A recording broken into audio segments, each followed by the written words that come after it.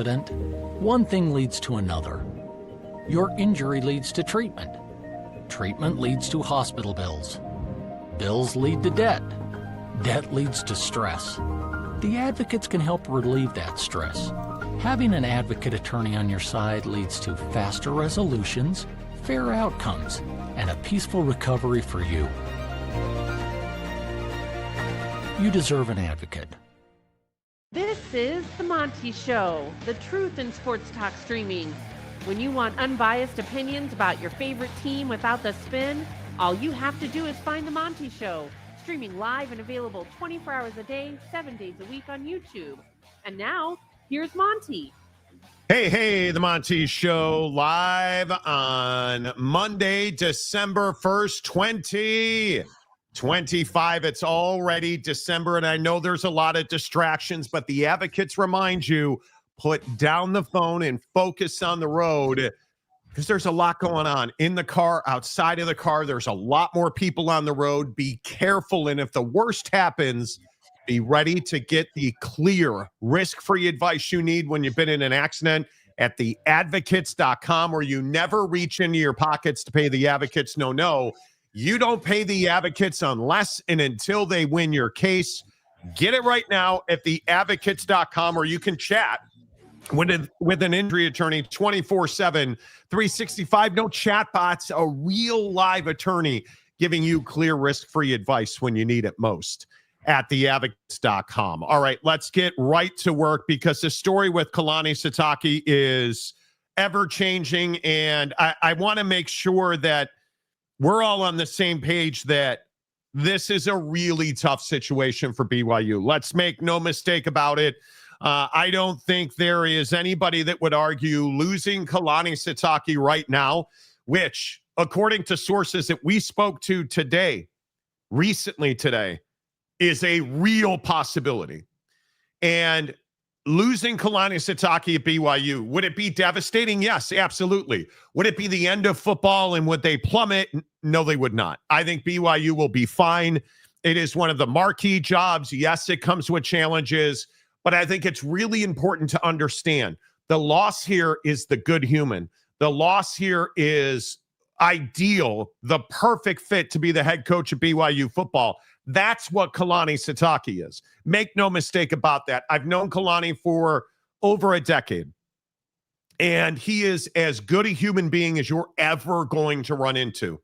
And whether you've seen him on this show, whether you've heard me interview him on the radio, whether you have seen him in person, you just know he's a good human being. That's the biggest loss for BYU. Let's not sugarcoat it. It's really hard to find quality folks that fit the mold. And it is a very unique mold to be the head football coach at BYU. Yes, you need to be a card-carrying member of the LDS church. Absolutely. You have that. Jay Hill, I think, would be the next head coach should Kalani leave. I want to make it clear, though, for everybody telling you this is a smokescreen or this is real, let me be as unequivocal as I can be. Kalani Sitake's people have had real substantive conversations with Penn State. This is not talking. This is not hot air. This is not extend my contract, as a lot of people have said. Kalani Sitake just got a pay raise to $6.5 million less than a year ago. I believe it was last December 7th that his contract was extended at BYU. And he was significantly paid. They almost doubled his salary at that point to $6.5 million. The issue for Kalani Sitake is never going to be his money. And I think this is a really big talking point. Kalani Sitake understands he is well paid. He has more money now than he could ever need in his life. Kalani Sitake, if he does end up at Penn State, if he does, this is not because he wants to make $10 million a year, which we're going to get into in a minute. The biggest single hurdle standing between Kalani Sitake and BYU is the compensation for his football staff. Not just his assistant coaches, the entire football department. And sources close to the situation told me today, Kalani is well aware. And I know we've had this conversation on the show in the past, but Kalani Sitake is well aware that while he is the head coach at BYU, he is not nearly the reason that they win and lose football games. Kalani completely embraces, totally understands that while he has an ego, and he is a really good football coach, his assistants, their assistants, the support staff, the food and beverage people, the janitorial staff, everybody is why BYU wins and loses games. And that's the money that is between Kalani Sitake and BYU, according to my sources. And I think every time we've gone through this, whether it was flirtations with Oregon, real interviews where our job was offered to Kalani by Washington, we've been pretty damn spot on when it comes to BYU and Utah coaching situations.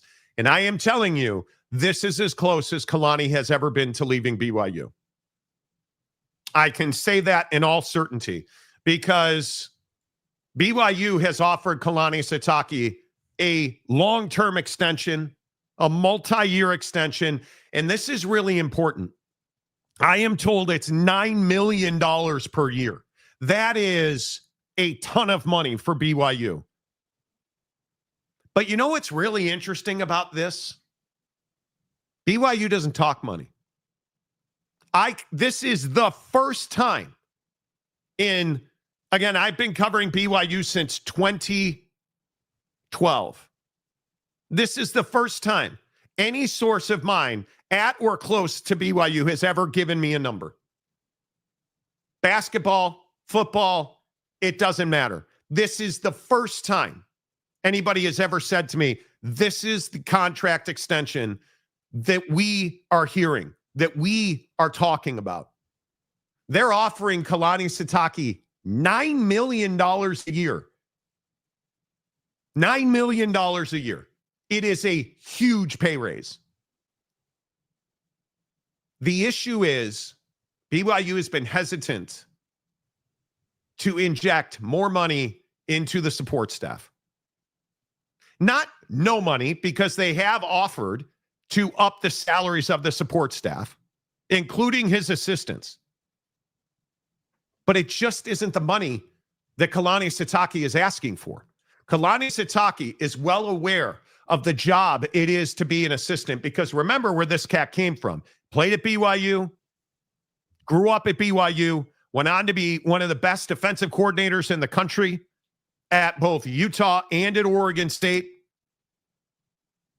Kalani Sitake knows the job, and he knows the grind on the family. And that is his singular focus. The quality of life while you are not coaching football impacts the job you do as a football coach. Kalani is well aware of that. Here's the other problem. According to our sources, Penn State is preparing to offer Kalani Sitake $10 million a season and $10 million for his assistants and support staff. BYU is not anywhere near $20 million in football compensation for its coaches. That's not even a conversation at BYU. And Jake, that's the entirety of the reason why BYU is I would say is perilously close to losing Kalani Sitake. Yeah, I mean, I think it's the classic case of, hey, the coach needs to decide, where he wants to go. I mean, obviously, we're going to get to other situations today, as everyone's been obsessed with on Twitter over the holiday break. But I look at this situation, and I do feel like it has a lot of shades of other situations. You gotta decide what's best for you and your family. You got to decide what's best for you and your career. I mean, up until this point, I feel like Kalani Sitake's resume and in his legacy, if you will, up until this point, is a Utah man, right? I mean, the impact he's had on the sport of football in the state of Utah, it's tough to measure that. And so, the question to me for Kalani is going to Penn State, is that the next thing for you in your career?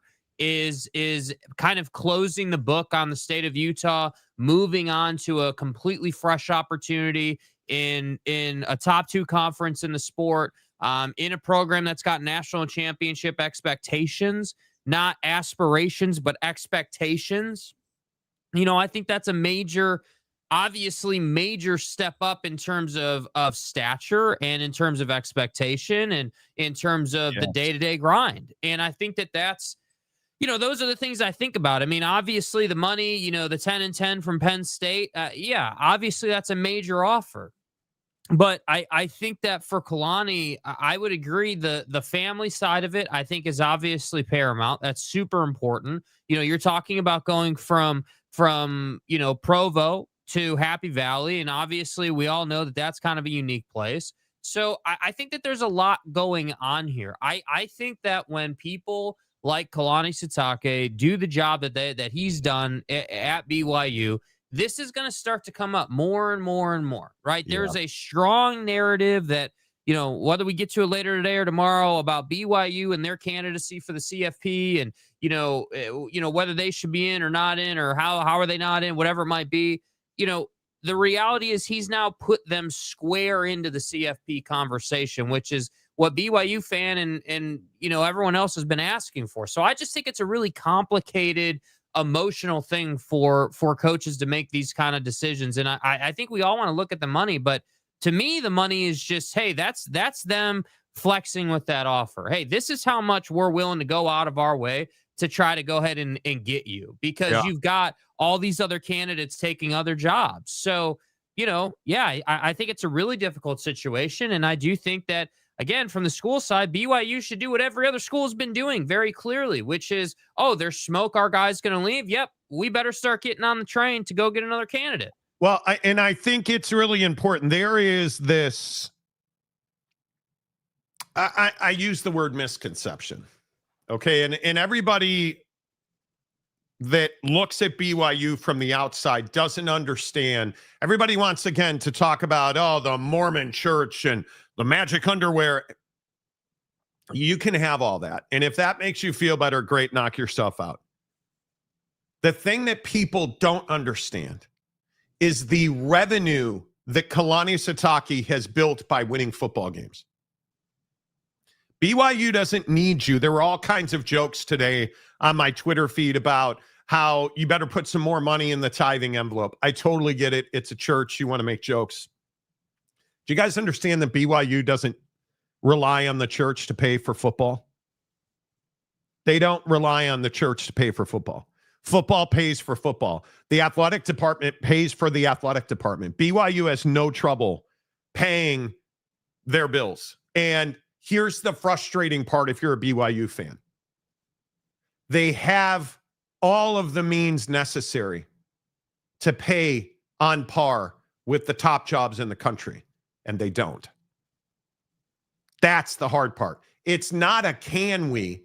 Well, we better do a call this Sunday and all of it. They have the money. Do you know how many Cougar Tails that place sells and I halfway joke.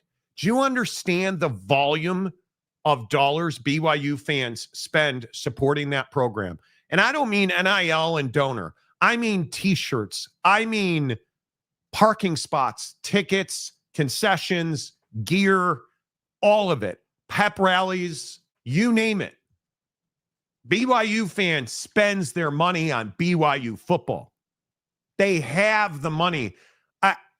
I can tell you one of the conversations I had today with somebody close to this situation was both frustrating for them. The feeling of frustration about this is significant. The issue where the church comes in, this is not going to come down to one man saying, okay, you know what? I can't lose Kalani Sitake as my football coach. We're going to give you a contract extension. Here's 10 for you and 10 for your coaches. Go win me the Big 12 championship. All right, coach, break. That's not how it works at BYU.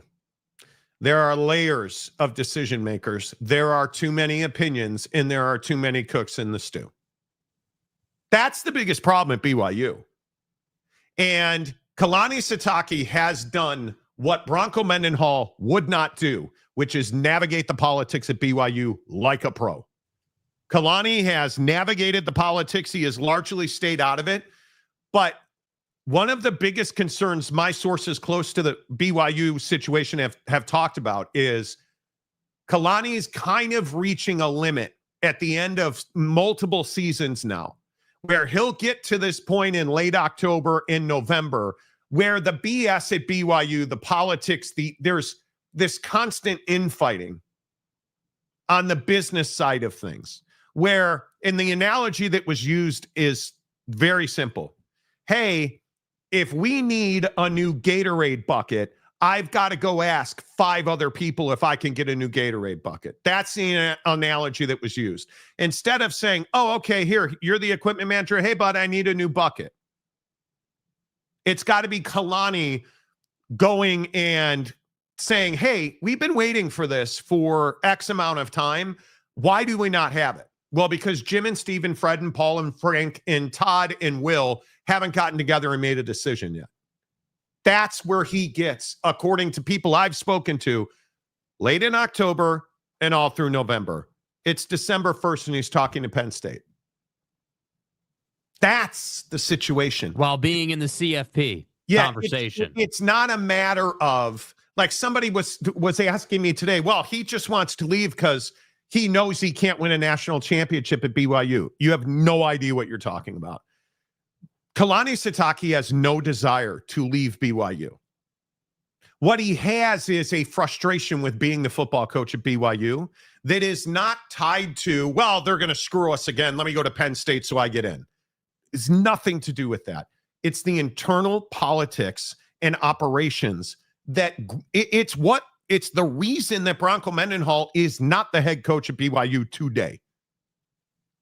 It is the entirety of it. He ran out of want to for the BS and the politics behind the scenes. Because notice, he didn't ride off into the sunset and stop coaching.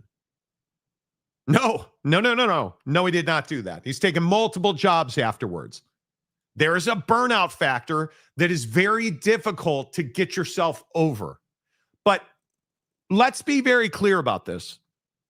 Kalani Sitake is a BYU man yesterday, today, and tomorrow. I don't care if he's the head coach of Penn State. Kalani Sitake will always be a BYU man. The tragedy in this conversation, if he ends up at Pedo State and Happy Ending Valley, coaching the Knuckle Deep boys, which I still believe is only a 28% chance. The real tragedy would be his heart will be broken that it came down to this, because he has made it very clear. If you pay my people, I'll be here. If you pay my people, and if we have the assets and resources available to compete, I'll be here. It's not about my money. I was told today he offered to take less money and kick that money back to his assistants. And the answer was, we'll think about it. And you there's nothing to think about. Would you say that BYU is going cheap in this situation, generally speaking, due to the fact they're seemingly not willing to just auto write a check for his people? I think BYU's in a tough spot because they have an existential crisis right in front of their face. And they're having to come to that decision right here and right now. And, you know, one of the interesting conversations I had today is the lack of value in the Penn State brand. Like, the odd thing about this is Penn State can't get somebody a Bob Chesney. Bob Chesney passed over Penn State. Bob Chesney is taking the UCLA job, as we told you he would. They couldn't get Matt Rule. And we can go over and over and over this. There is a wholehearted lack of want to coach at Penn State. And my opinion is Kalani sees this as an opportunity to leverage BYU to make systematic changes that have been in place for the better part of 20 years. And now really in the last 3 years, there's been a fight to get the resources they need. And yet he still has won a ton of games. He has had this team in position to compete for a conference championship the last 2 years. He's got, I think, his last 3 classes have been 3 of the best recruiting classes. And this incoming class is the best high school recruiting class BYU has ever had. And there is no part of Kalani Sitake that wants to go and coach at Penn State. That I am almost sure of. There is no part of Kalani Sitake that wants to go to Penn State. Will he take that job? Sure, he will take that job. Will he do it with passion and give Penn State, if he were to take that job, would he give Penn State everything that he has? Yes, he would. But make zero mistake about this. Kalani Sitake will leave his heart in Provo. He wants to be the head coach at BYU. He is passionate about being the head coach at BYU. But he also watched BYU basketball get a ton of financial resources. And one of the interesting parallels is the story I told last year, I think it was, where you had multiple sponsors canceling their contracts with BYU football because they were not honored, allegedly. And Jake and I played golf with one. Yeah. Who told us all about it. All about it. We were down in Utah County playing golf, and we were playing with a pretty big wig BYU donor who straight up said, yeah, I canceled my contract for BYU football because he had an exclusive in this particular business class. And I don't want to give it away too much, but in this particular business class to be affiliated with Marriott, the Marriott School of Business. And the salespeople said, yeah, that doesn't matter to us. We're just making money and we're bringing in 2 competitors for you. Cancel this contract. Close associate of Bronco Mendenhall and now Kalani Sitake. That's what goes on, and that's what makes you crazy. Yes. Kalani has no desire to leave BYU. I can tell you that this is what I said about the Washington situation, I believe it was. Washington straight up asked him, hey, well, they're allegedly talking money, talking situations, having all these conversations. And it just came down to a simple question. Hey, do you, if all things were equal and you could get a new contract at BYU or you could come and become the head coach at Washington, which one would it be? You know what he said. Kalani said, I would absolutely rather have the contract at BYU. That's my dream job. He said that to Washington, allegedly. Then what happened? He left to Washington, right? No. He stayed in Provo. So my 25 to 28% taking the Penn State job. Why do I think that? One, he's not going. Do you think he wants to take his entire family, his entire extended family, leave the Polynesian community that he has so artfully and passionately and righteously built? Family. You think he wants to go to Happy Ending Valley and work for a bunch of people who support pedophiles? No, he does not. No, he does not. But if you're not going to take care of his people, and if you are going to tie his hands behind his back so he can't take care of his people, he's going to take the job at Penn State. Pack everything up. We're out of here. What it comes down to. Yeah, I mean, I just think that it's tough. Like, I often wonder with Kalani, like, okay, if it's not about winning national championships in terms of these jobs and how like what jobs you would consider leaving for, I think that kind of complicates things. I mean, I understand that that he's built so much at BYU and all these things that you've talked about. But I like with like if like Lane Kiffin as an example, there was so much talked about, hey, well, it's LSU and national championships, and it's kind of this next step in a kind of a crazy career for Lane, ups and downs and all these things. And I look at Kalani and I just say, this is somebody who's been like Mr. Consistent, right? Like never really has had any like huge scandal, never really has put BYU in a bad position. Obviously ups and downs on the football field, but that's every program. And now he's as high as he's ever been, and it does beg the question of like, if I would love to be able to ask Kalani, like, hey, like what would it take for you to feel like there's a better opportunity than BYU? Because I think, one of the things that's very clear about BYU is yes, all the off the field stuff is better at BYU for Kalani. I think that that's pretty clear.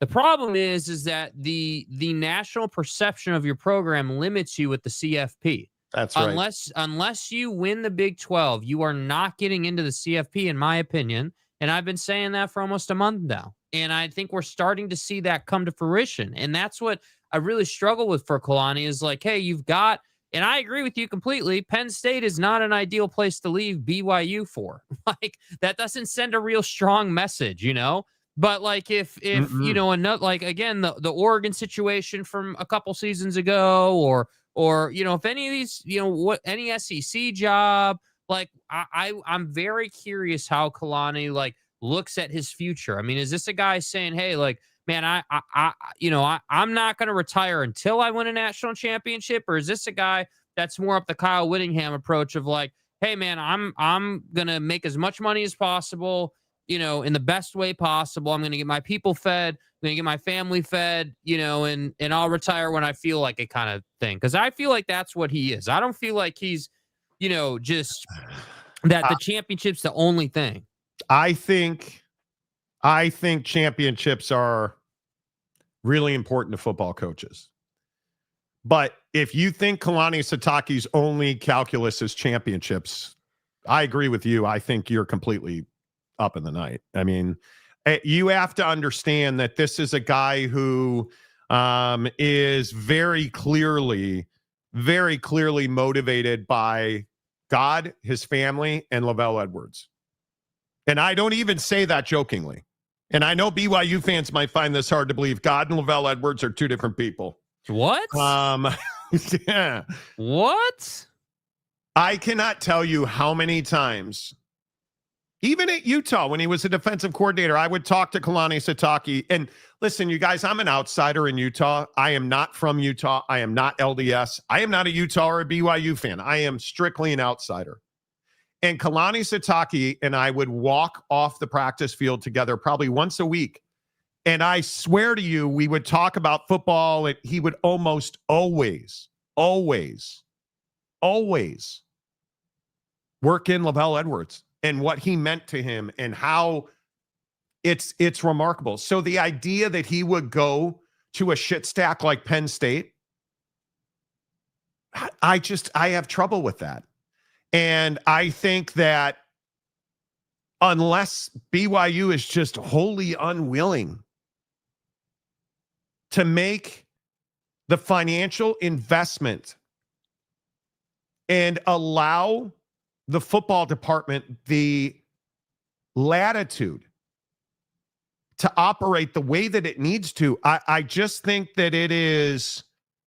This will be a self-inflicted wound that BYU administration inflicts upon itself. I think that, again, I just keep going back to Penn State is so thirsty, you guys. Like, and I can tell you one of the text messages I had today, I think it is so perfect about Penn State compared to BYU. And this is from somebody who I think is one of the deepest knowledge guys on the state of Utah and the current situation at BYU. to leave a legacy of Lavelle Edwards to try and go patchwork one that was destroyed for Joe Paterno is not a life's work that Kalani Sitake wants. And I think that is so fucking good. Well, this is a guy who loves Lavelle Edwards, who I think is deeply, deeply impacted by the words and the actions of Lavelle Edwards from his adolescence, Kalani Sitake, until today. The words and actions of Lavelle Edwards impact him, in my opinion. The mentorship of a guy like Kyle Whittingham impacts Kalani Sitake. You know, you hear Lane Kiffin talk about, hey, he talked to Nick Saban, he talked to Pete Carroll. Who do you think Kalani Sitake's talking to? I know who he's talking to. Like, you guys are crazy.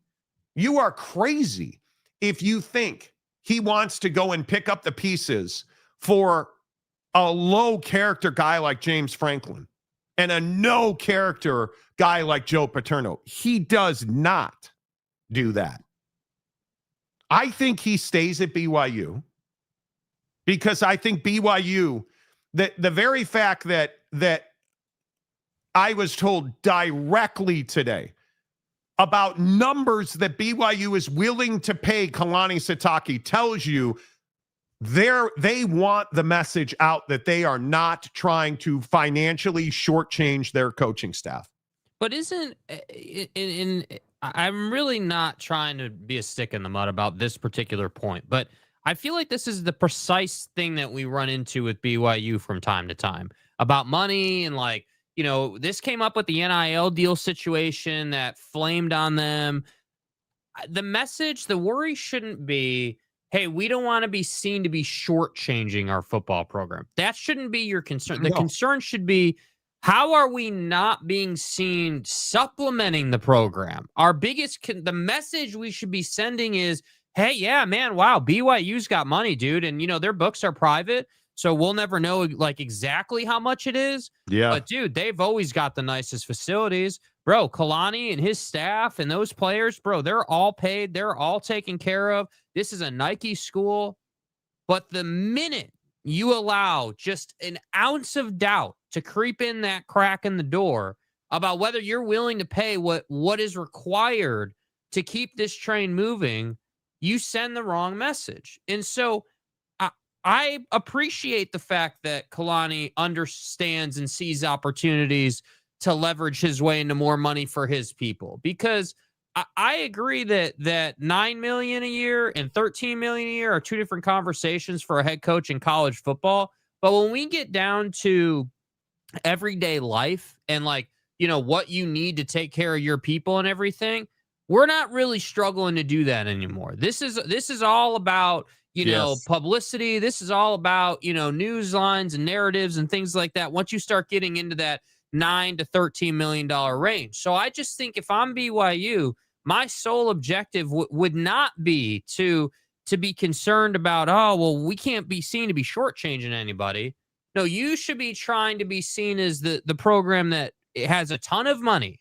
Like you want to have nobody doubts Ohio State or Texas or Bama or Georgia or Florida or hell, LSU, right? Even with the governor lying his ass off about trying to beat Jimmy Sexton and all the powerful agents, right? Like nobody doubts these programs. But if Kalani Sitake and this staff leave to go to Penn State, I assure you it will not be because, oh, Penn State's amazing. Oh, I got to go to Penn State. Man, it's just an opportunity that I couldn't pass up. That's not what the narrative will be. The narrative will be that BYU was unwilling to pay what was required to go ahead and keep him and his staff and this system in place and move it in the right direction. And if their administration doesn't understand that, then maybe this is one of those painful lesson moments. But I really hope that's not the case. I really hope that they dig in and say, let's get this done. Like, let's just put this to bed. Well, it's just interesting in talking to people at BYU about this and just having text conversations with people and, you know, the way that BYU is operating. One of the things that's very clearly come out today is the injection of money from a younger group in basketball that has not happened in football. And I think the old guard, if that's the right word, the old guard, the folks that are hanging on, I think it's just one of those things where you have to figure this out. And the problem is BYU's got a window. Kalani Sitake is not going to do anything that's going to take him out of prep for this Big 12 championship game. There's not going to be a decision this week. And you also have to understand that, again, all the idiots at Pedo State that are telling you, hey, he's gonna be gone on Wednesday, or anybody who thinks Kalani Sitake is going to do what Lane Kiffin did, which is make a decision or make it known before a conference championship game, before a college football playoff. Do you understand how much blood, sweat, and tears and passion and emotion and pain has gone into this for the last 10 years at BYU for this moment? Do you understand that? Do you have any idea? Do you have any idea? So the idea that I love all the people who are DMing me on TikTok telling me, oh, it's the Big Ten, he's not turning down. Kalani Sitake doesn't give a rat's ass about the Big Ten. Kalani Sitake doesn't. This cat's got one of the best recruiting classes in the history of BYU. He has access to talent. He's got access to the portal. He'd like more NIL money. But you know what he would like? He'd like his defensive. I was told today that it's guys like his defensive analysts. He wants a bump in pay for his performance staff because those guys spend so much time and effort. And it's just, they've got to be compensated at a level that makes the upper management of this coaching staff, the Kalanis, the Jay Hills, the A-Rods of the world who make the decisions on their offensive staffs and their defensive staffs. That's the group that needs to be able to control the finances at BYU football. Now, you want to talk about what scoreboard goes where and what sign hangs there, and that's not Kalani's purview. His human beings, that's his purview. All of his players, all of his recruits, all of his pipeline guys, all of his analysts, all of his video guys, all of the catering guys, the janitors, all of it. He wants them handled first class. And I'm not saying, and I don't even think he's saying that they're just not being paid at a level that is required to win a national championship. And frankly, they're not being paid at a level that they've earned. And I think that's what burns him so much because, frankly, you've just got to find a way to build those guys up into the next level because that's where they all are. You're not trying to retain your defensive analysts, right? You're not trying to retain your grad assistants. What you're trying to do is give them the ability to thrive as to a level as much as possible. And I feel like he feels responsible for that. And this may not register with any of you and you might not care about it, but I cannot tell you how many dinners Kalani has had at his house for guys because he wants to take care of them. I cannot tell you how many times he has done little things like that. How many times his family will serve his staff, will work. The guy is just gold as a human being. Mm-hmm. So the idea he would lower his standards to go to Penn State, it's almost unthinkable. Yeah, well, that's what I'm saying. Like, I completely agree with that, and I think that the masses agree with that.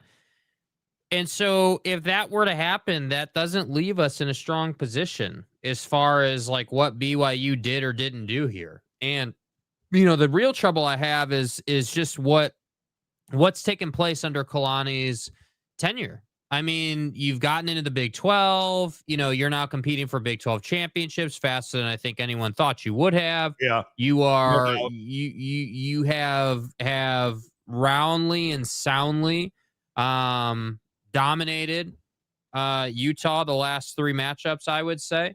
You're in position to win the Big 12 championship faster than they are.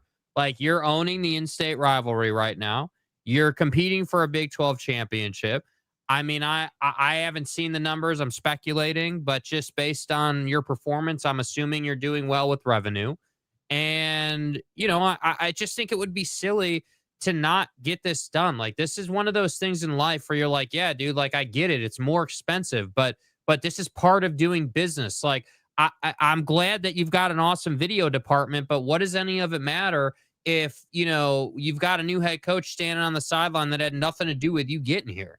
Like, I just think it's such a unique situation. Like, coaches can switch jobs in the Big Ten, and, you can in the SEC, like, you can go from big job to big job, but for Kalani Sitake, with what he's built, with where BYU came from to where they are now, going all the way back to the Bronco Mendenhall day, like, there's a clear lineage here. And I just feel like not to pay the guy, not to pay his staff, it's just disrespectful to everything that's been built.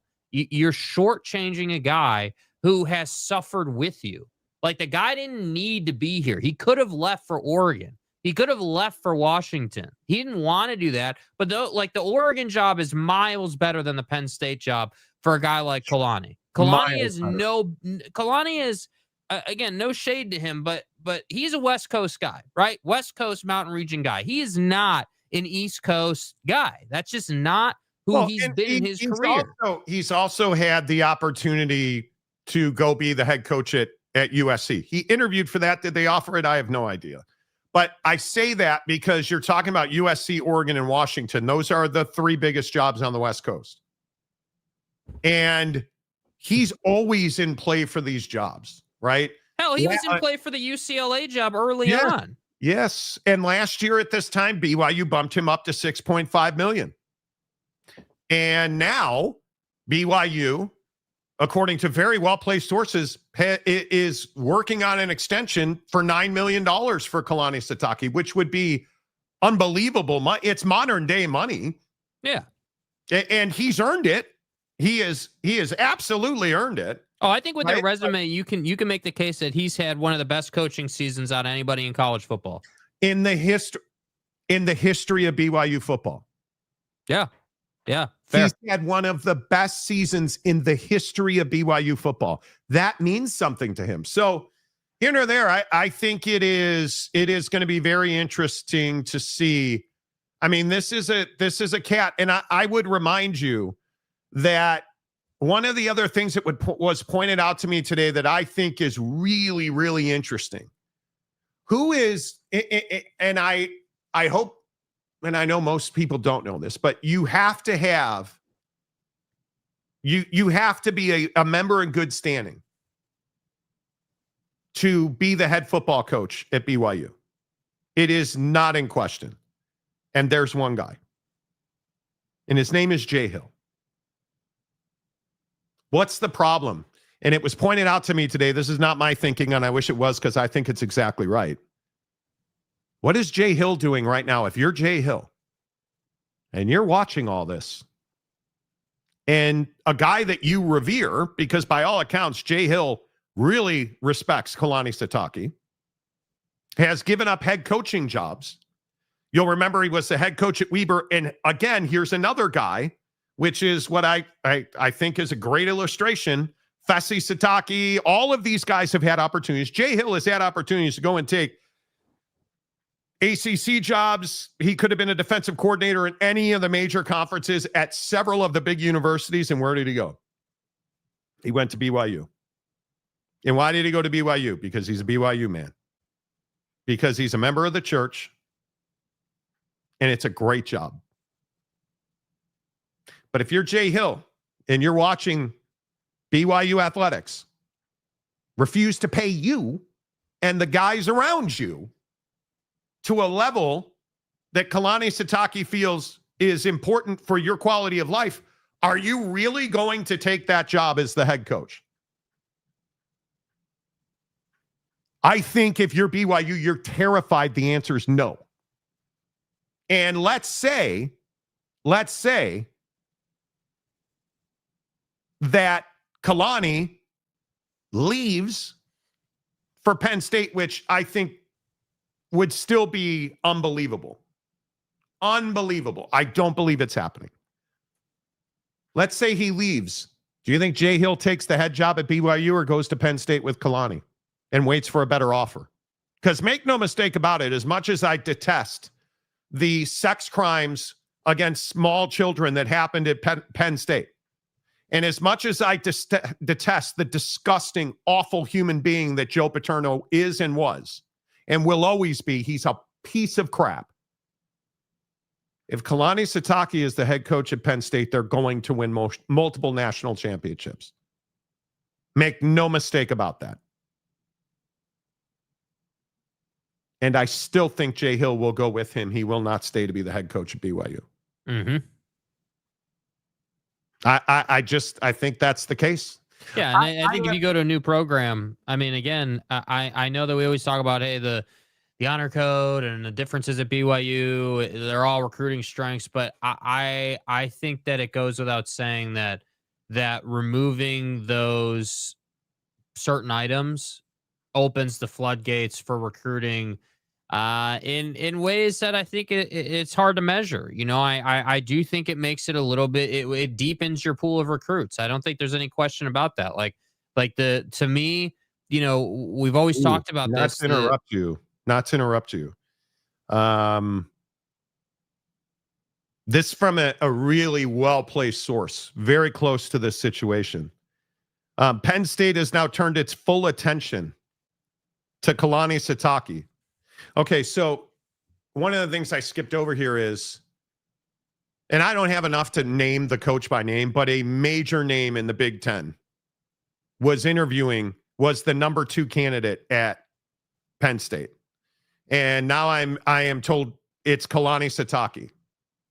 And that they are willing to go as high as $11.7 million and $10 million for his staff at Penn State. You're telling me, and now, see, this is where why is Penn State willing to pay Kalani Sitake as much as I love the man? Is he worth being one of the highest paid coaches in all of college football? I mean, he's coached as well as anyone in college football this year. Yeah, are you telling me that you're going to pay a guy who's making $6.5 million at BYU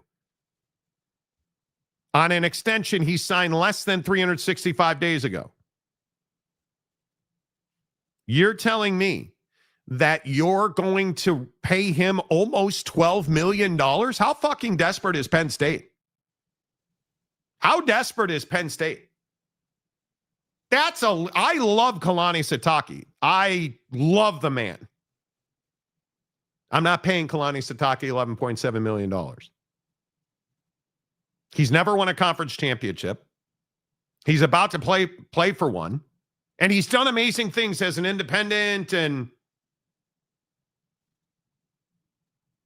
I have a huge problem believing that he would take this job. But is Penn State going to pay Kalani Sitake $11.7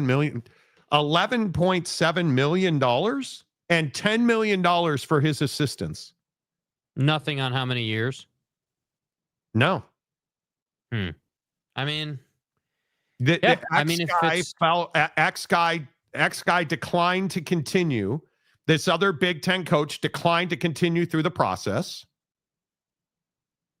And it's interesting that in parentheses, the Lane Kiffin drain, because a lot of people don't want to be seen to leave one job to go to another job. And it's a significantly bigger job than the one he has. But this Big Ten coach declined to continue in the conversation. Oh, this is not good. And if I feel like I'm selling Kalani short, but this is the best Penn State can do to pay Kalani Sitake. Are you begging him at $11.7 million? I mean, I think that it's. I mean, I guess you could verbalize it that way. I think that. I mean, we've talked so much about Penn State over the last 2 weeks and their coaching search. You know, especially with everything going on with Lane Kiffin, and now we've seen Chesney and Sumrall get jobs, and Lee's not going anywhere. So I sit here and I say, okay, well, if it's not Kalani for Penn State, who's it gonna be? I love the guy. I think he's great. But if we're talking about, and even if you believe that Penn State is, let's pretend it's some great program, right? Let's pretend that all the idiots that are Penn State supporters come in here and, oh, Penn State's great. Okay, let's say that those shitbags are right, and they're not. But let's say they're right. You're paying a guy who's never won a conference championship as a head coach. You're paying that guy $11.7 million. Where are your other candidates? They don't have any. And Bob Chesney took the UCLA job because by all accounts, they offered Bob Chesney the job and he took UCLA instead. So that's why I'm saying, like, it is. Ooh. I mean, I can't even. Again, you were just listing all these candidates. I mean, literally, think of all the people they've probably tried to go after. I mean, I'm sure they've had their people call and just see if there's any interest. But Chesney, Sumrall, Clark Lee. Obviously.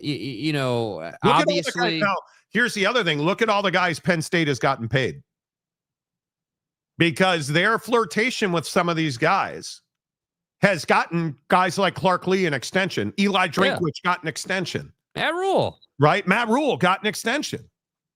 Right? But how do you not land Matt Rule?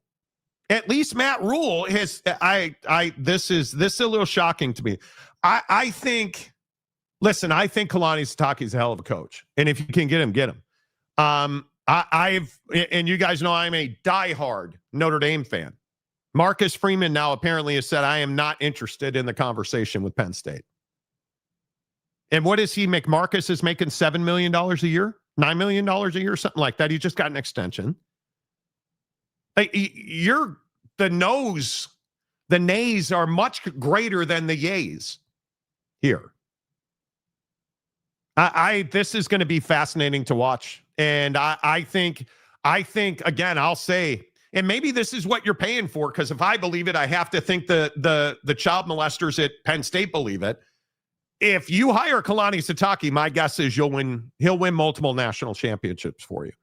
Because the guy, what do we know about the way that Kalani Sitake recruits? The guy recruits big dudes up front. We were at Notre Dame. I'll tell you, at Notre Dame, we routinely lose running backs and offensive linemen to BYU. I mean, we routinely lose them to BYU. Like, the guy can recruit. And if you're in my question is, if you're at Penn State, is Aaron Roderick your offensive coordinator? Or, because I think you will have to win the Big Ten going forward, you're going to have to play a much more wide open style of football. You're going to have to, and you're seeing it with Bear Bachmeier now, right? You're seeing look at the way Jake Retzloff is performing at Tulane. Wide open style of football.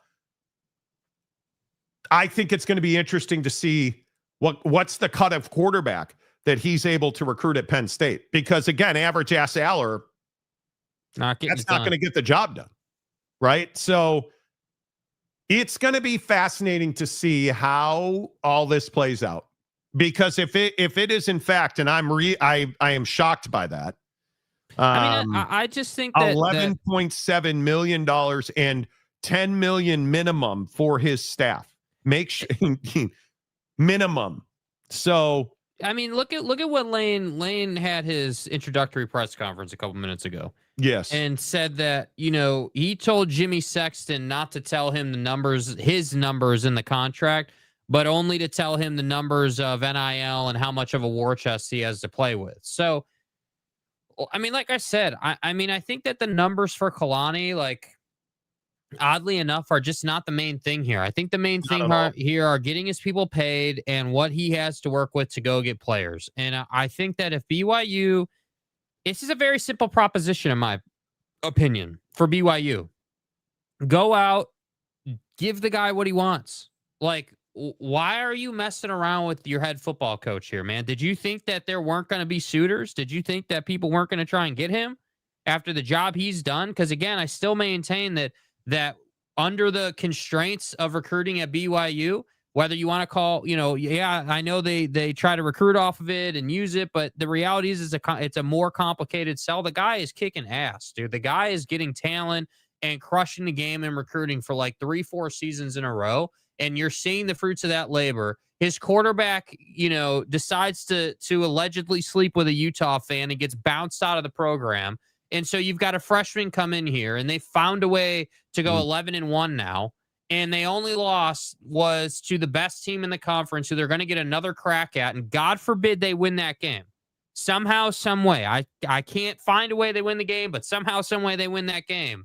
Dude, and then he leaves because you were unwilling to pay him and his. I mean, it's just a terrible look, dude. It's an awful look that you can't have at BYU, let alone let that go down and then tell me who you're going to go and find. Because I got news for you. You're not finding a guy that's better at what he's doing than Kalani. You're taking a step back, and we just all need to be on the same page about that. We'll see. I mean, let's get into your comments. Yes, Greg Hawkins, this is the first comment I see today. Will Penn State give Sitake the 3-4 years it will take for him to install his culture in the program? I mean, it's, to me, the biggest question is going to be, you don't pay a guy $11+ million and then don't allow him to bring in his staff. And I mean, I think, why would it take 3-4 years to install the culture? That should be, assuming everyone comes with him, that should be like a year. One culture is like first year right out the box. Well, we're changing that. I mean, obviously, Kotelnicki and Jim Knowles is one of the most disappointing hires in the history of Penn State football. I mean, what a terrible defense that was. I mean, just you look at them against Rutgers and brutal. But the thing that, yeah, TJ, I don't know the answer to this. The fact that Penn State, here are the things, and let me just reset. We're an hour into the show. Let me reset, because I think this is a really interesting point.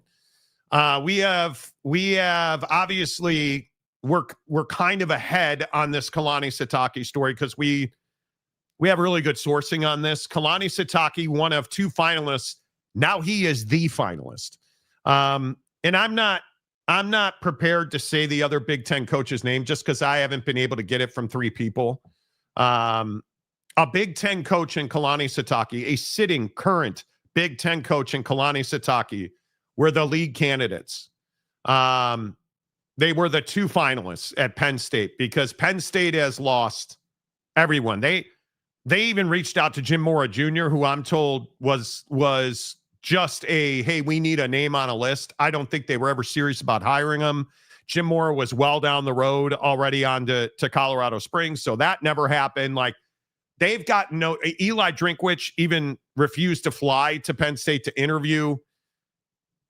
I mean, they have just been turned down at every opportunity. So they were able to bring these 2 men, Kalani Sitake and a sitting Big Ten coach. That sitting Big Ten coach has now pulled out and has said, I do not wish to continue. Kalani Sitake now is the singular focus at Penn State. And I will keep you up to date, just texting with sources. Penn State is offering Kalani Sitake $11.7 million, allegedly, and $10+ million for his staff. That is 22, let's round it to $22 million a year in football compensation. That's never happening in Provo. And as we have said, our sources close to the situation have told us that BYU has offered Kalani Sitake an extension. Now, remember the timeline here. Kalani just signed an extension less than a year ago at BYU. that took him from $4 million a year to $6.5 million currently. They are now offering him another extension from $6.5 to $9 million. But they are not, and I don't know the number because it's really hard to get financial numbers, but it's very telling that sources close to BYU are telling us that it's $9 million a year for Kalani. They would not answer when I said, well, what's the offer for his staff? Not enough is the answer. The beef with Kalani Sitake is that BYU has been hesitant to add compensation for his assistants and his staff, not just his coordinators, his analysts, his video guys, his performance guys, his strength and conditioning guys. Kalani Sitake feels responsible for those people and their families. He wants them compensated to a point where they are paid on par with their peers, and they currently are significantly below that. I am also told that there was a promise last December when he signed his extension that over the summer, this issue would be taken care of. It has not been. That's a significant rub here. And I think one of the other main issues is that Kalani Sitake feels like BYU's his home. This is his dream job. He has never wanted to be anywhere else. He has had the opportunity to go many other places, has said no. And now Kalani has gotten to the point where I think there is significant frustration over the pay for his assistants and staff. That is why we are here. This is not an issue, and I think this is really important. This is not an issue of how much money Kalani Sitake is making. Because I think Kalani would willingly tell you he is compensated for the rest of his life. He is worried about, and this speaks to his character, he is worried about the development of the young people in his care. The players, the staff, his assistants, his GAs, his analysts, because they all have aspirations and they trusted him is how he looks at it. And he wants to take care of them. Our sources are telling us that Penn State is preparing an offer of $11.7 million per year for Kalani Sitake and $10 million per season for his staff. That is incredible. Yeah. That is massive. incredible. That is incredible. And I think it's going to be really difficult at that kind of compensation. I think BYU would have to get within $5 million. They would have to pay Kalani, I think $9 million. I think they would have to pay close to that for his staff. $8 to $9 million for total compensation for his assistants. But do we think that they would struggle to match that? Like, are we really sitting here saying that? What does struggle mean? Well, like we're sitting here kind of saying, well, hey, like that's a lot of money for Kalani and his staff, right? But obviously that's not like the most expensive we've ever seen in college football. No. That's not what Lane's getting, obviously. Not that he should be compared to Lane, but just as a measuring stick, so I don't feel like, again, if BYU said, hey, here's 10 and 10, I don't think this would even be a conversation. He wouldn't, he'd be at BYU. But the fact that there's drama around this and the fact that it's so in the media tells me that, there's clearly a divide. There's clearly a gap. And so my point is when I say, hey, is BYU struggling to pay this? Are you telling me they don't have this kind of money? We know they must. Do. I think they do. But President Oaks, the president at BYU, President Oaks is going to have to. This is where you need a new blood. This is where you need younger thinking. This is where you need, because one of the things I've heard all day long is look at all the money in BYU basketball. Look at all the money at BYU basketball. Look at DeBanza. Look at this guy. Look at the DUI that was or wasn't that's back on the court at BYU basketball. I heard that 3 times today. Look at Jake Retzloff at Tulane. That's a terrible comparison. We don't know. This issue at BYU basketball with this DUI, I do think is a talking point. I do think there is shock that BYU allowed a kid who got a DUI, pled not guilty, to get back on the basketball court after a couple of games. I think there was some shock and surprise by that. I wonder what President Oaks thought about that. I wonder. I am very curious what the leadership at BYU above the athletic department thought about that. I don't know. But I am just telling you that, yes, the church does not use its wealth for BYU. I think there's a belief, and I hope people understand this. BYU and the Church of Jesus Christ of Latter-day Saints, I mean, honest to God, they just print money. It's a money-making operation. But you know how they're able to print money? Because they're not stupid business people. The church does not mingle in, hey, who's going to be the new defensive analyst at BYU football and how much are we paying him? That can't pay him, got to put a new door on the temple in Draper. That's not how it works. BYU athletics has a budget. BYU football has a budget. You got to be profitable. You got to operate in the black. BYU football has exponential funds. They could pay $50 million. Well, that's probably too much. They could pay $25 million a year in coaching compensation and still be in the black. Thank you, new skin. Right? Like, you're not worried about that. What you're worried about is, in my opinion, the damage that this look will do to BYU if Kalani Sitake gets away. He'll never say two words about it. Kalani Sitake will thank God, he will thank LaBelle, and he will move on to Penn State if that happens. I don't think it will.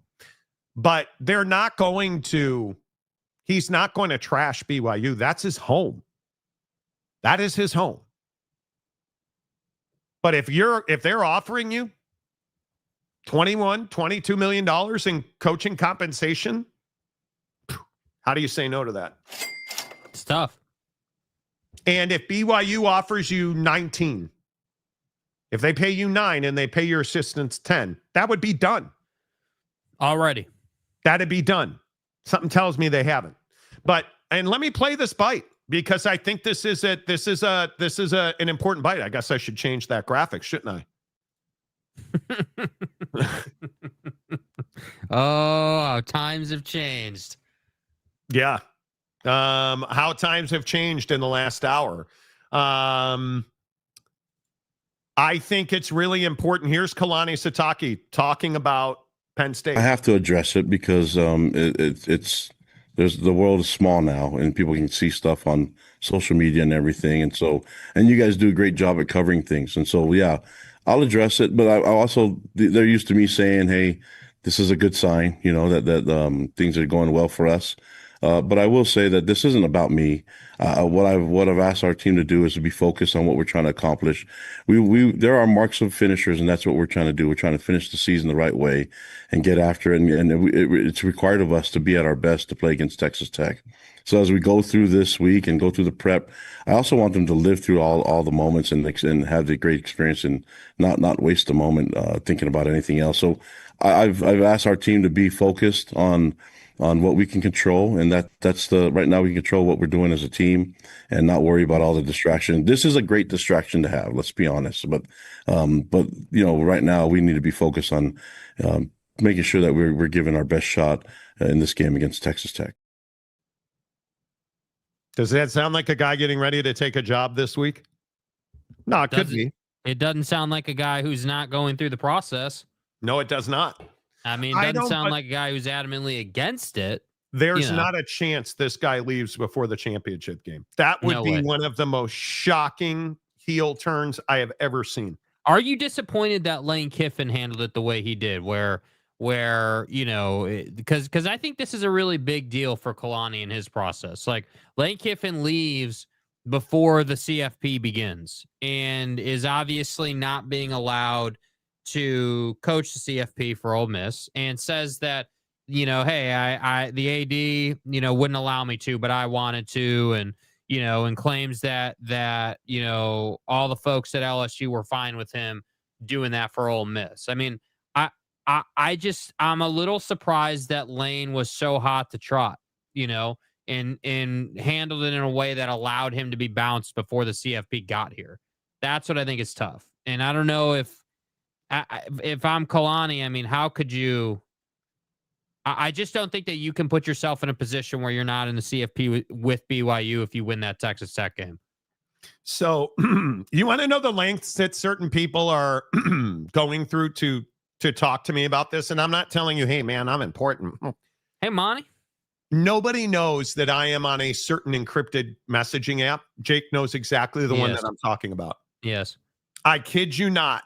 Right now, I am texting with a guy on that encrypted app who is telling me point blank, I am reaching out to you because I want you to understand you're very close, but not fully accurate. And I want you to correct the record. We are not refusing to pay his assistance. This is coming down to the long-term viability of BYU football and infrastructure conversations around the financial resources to build the program in a way that Kalani has in his vision.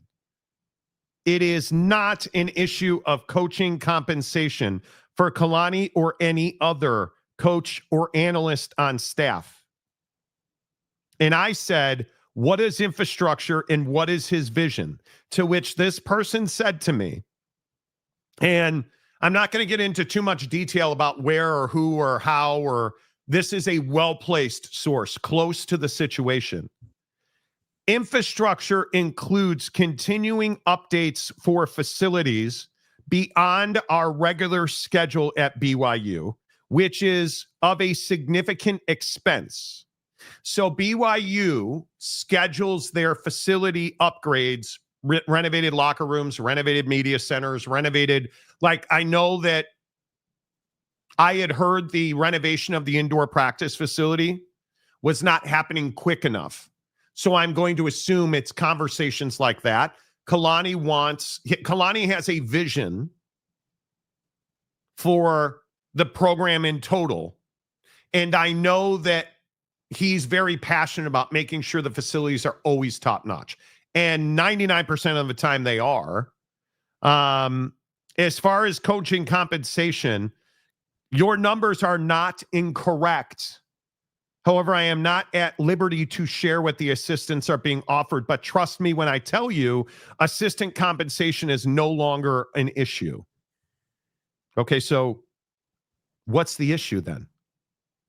Well, it sounds like, again, just based on what you've just said, that this person's telling you, it sounds like the issue is Kalani, sees the program on a certain trajectory and a certain arc of improvement. Yep. Both on the field, obviously, and, in the facilities portion and the day-to-day life portion.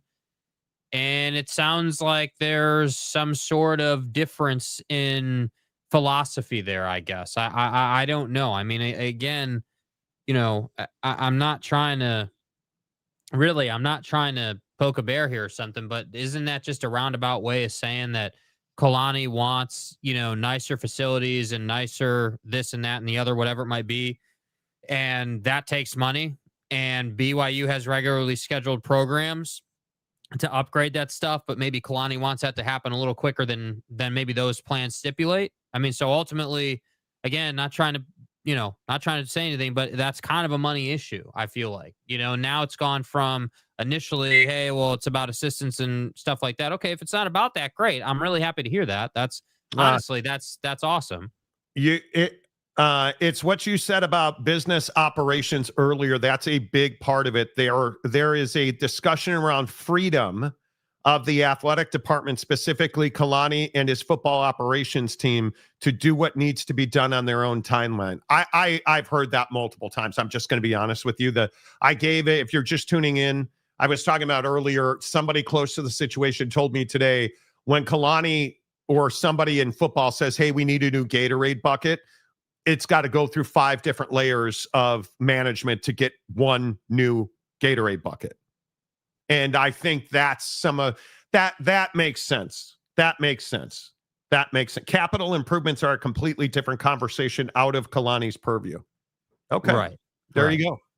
Capital improvement. There you go. Okay. Listen, it feels like to me, It feels like to me, this is a rapidly evolving conversation at BYU with Kalani Sitake. That's what this feels like. And we're sitting here at 4:15 in the afternoon in Utah, and this feels like a rapidly evolving situation. That to me anyway. I don't know what you think. Well, I agree. I mean, clearly, yeah. I mean, I completely agree. Yes, but at the same time, I guess I just feel a little bit surprised that it's.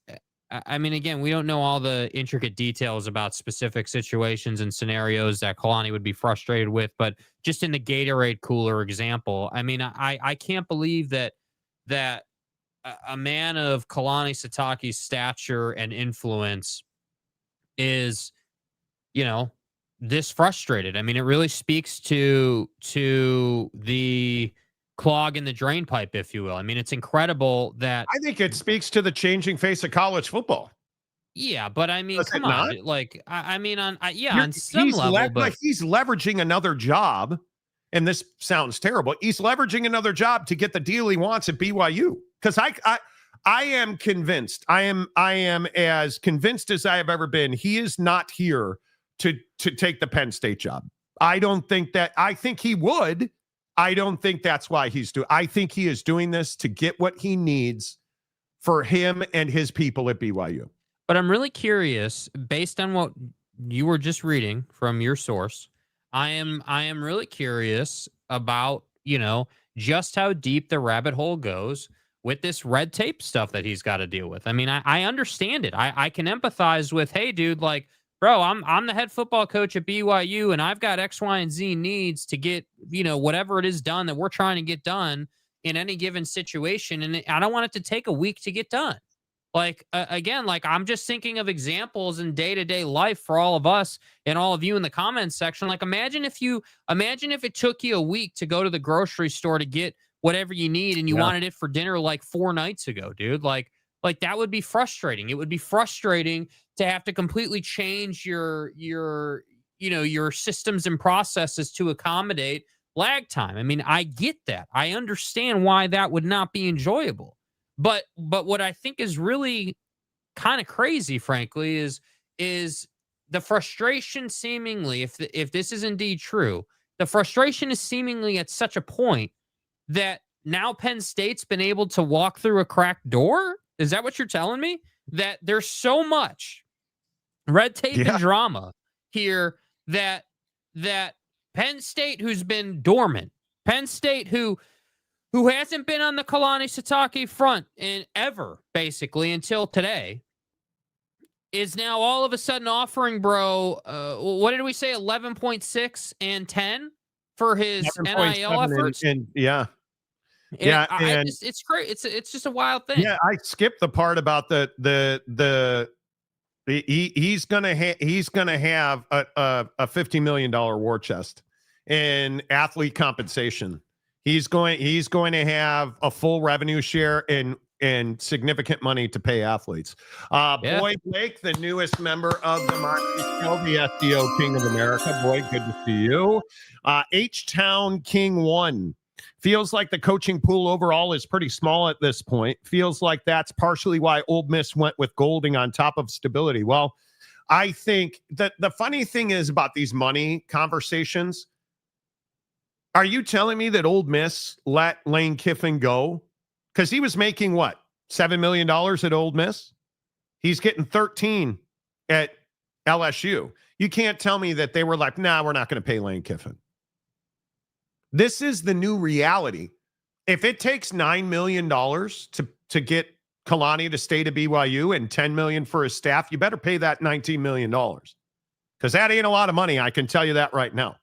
Because the Bamas, what is DeBoer making? $11 million? I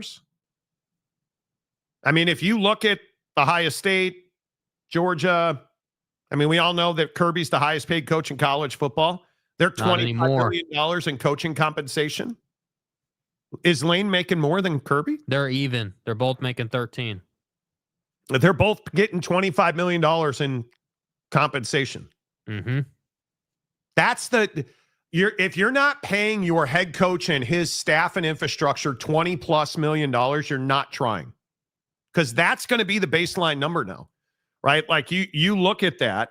I mean, you look at the Kalani Sitake stuff. The money's agreed to at BYU, according to sources. The money is not the issue.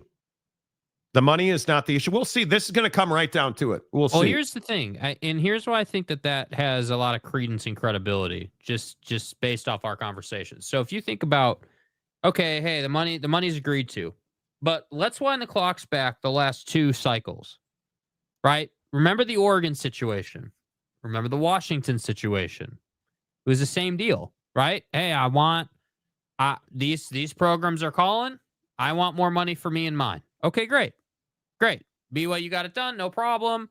But this I'm calling it the red tape issue. Hey, it takes too many days or too much effort or too much time to get the requests done that I have as the head coach of BYU football, right? So the red tape issue clearly has been building. Hey, it's been building and building and building, cycle and cycle and cycle.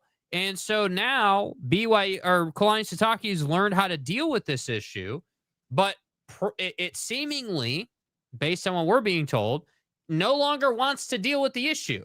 Like, he wants the issue taken care of. He wants to smooth out the process. I want to be able to pay my people on par with the market, and I want it to be easier to get the things that I want for our football program.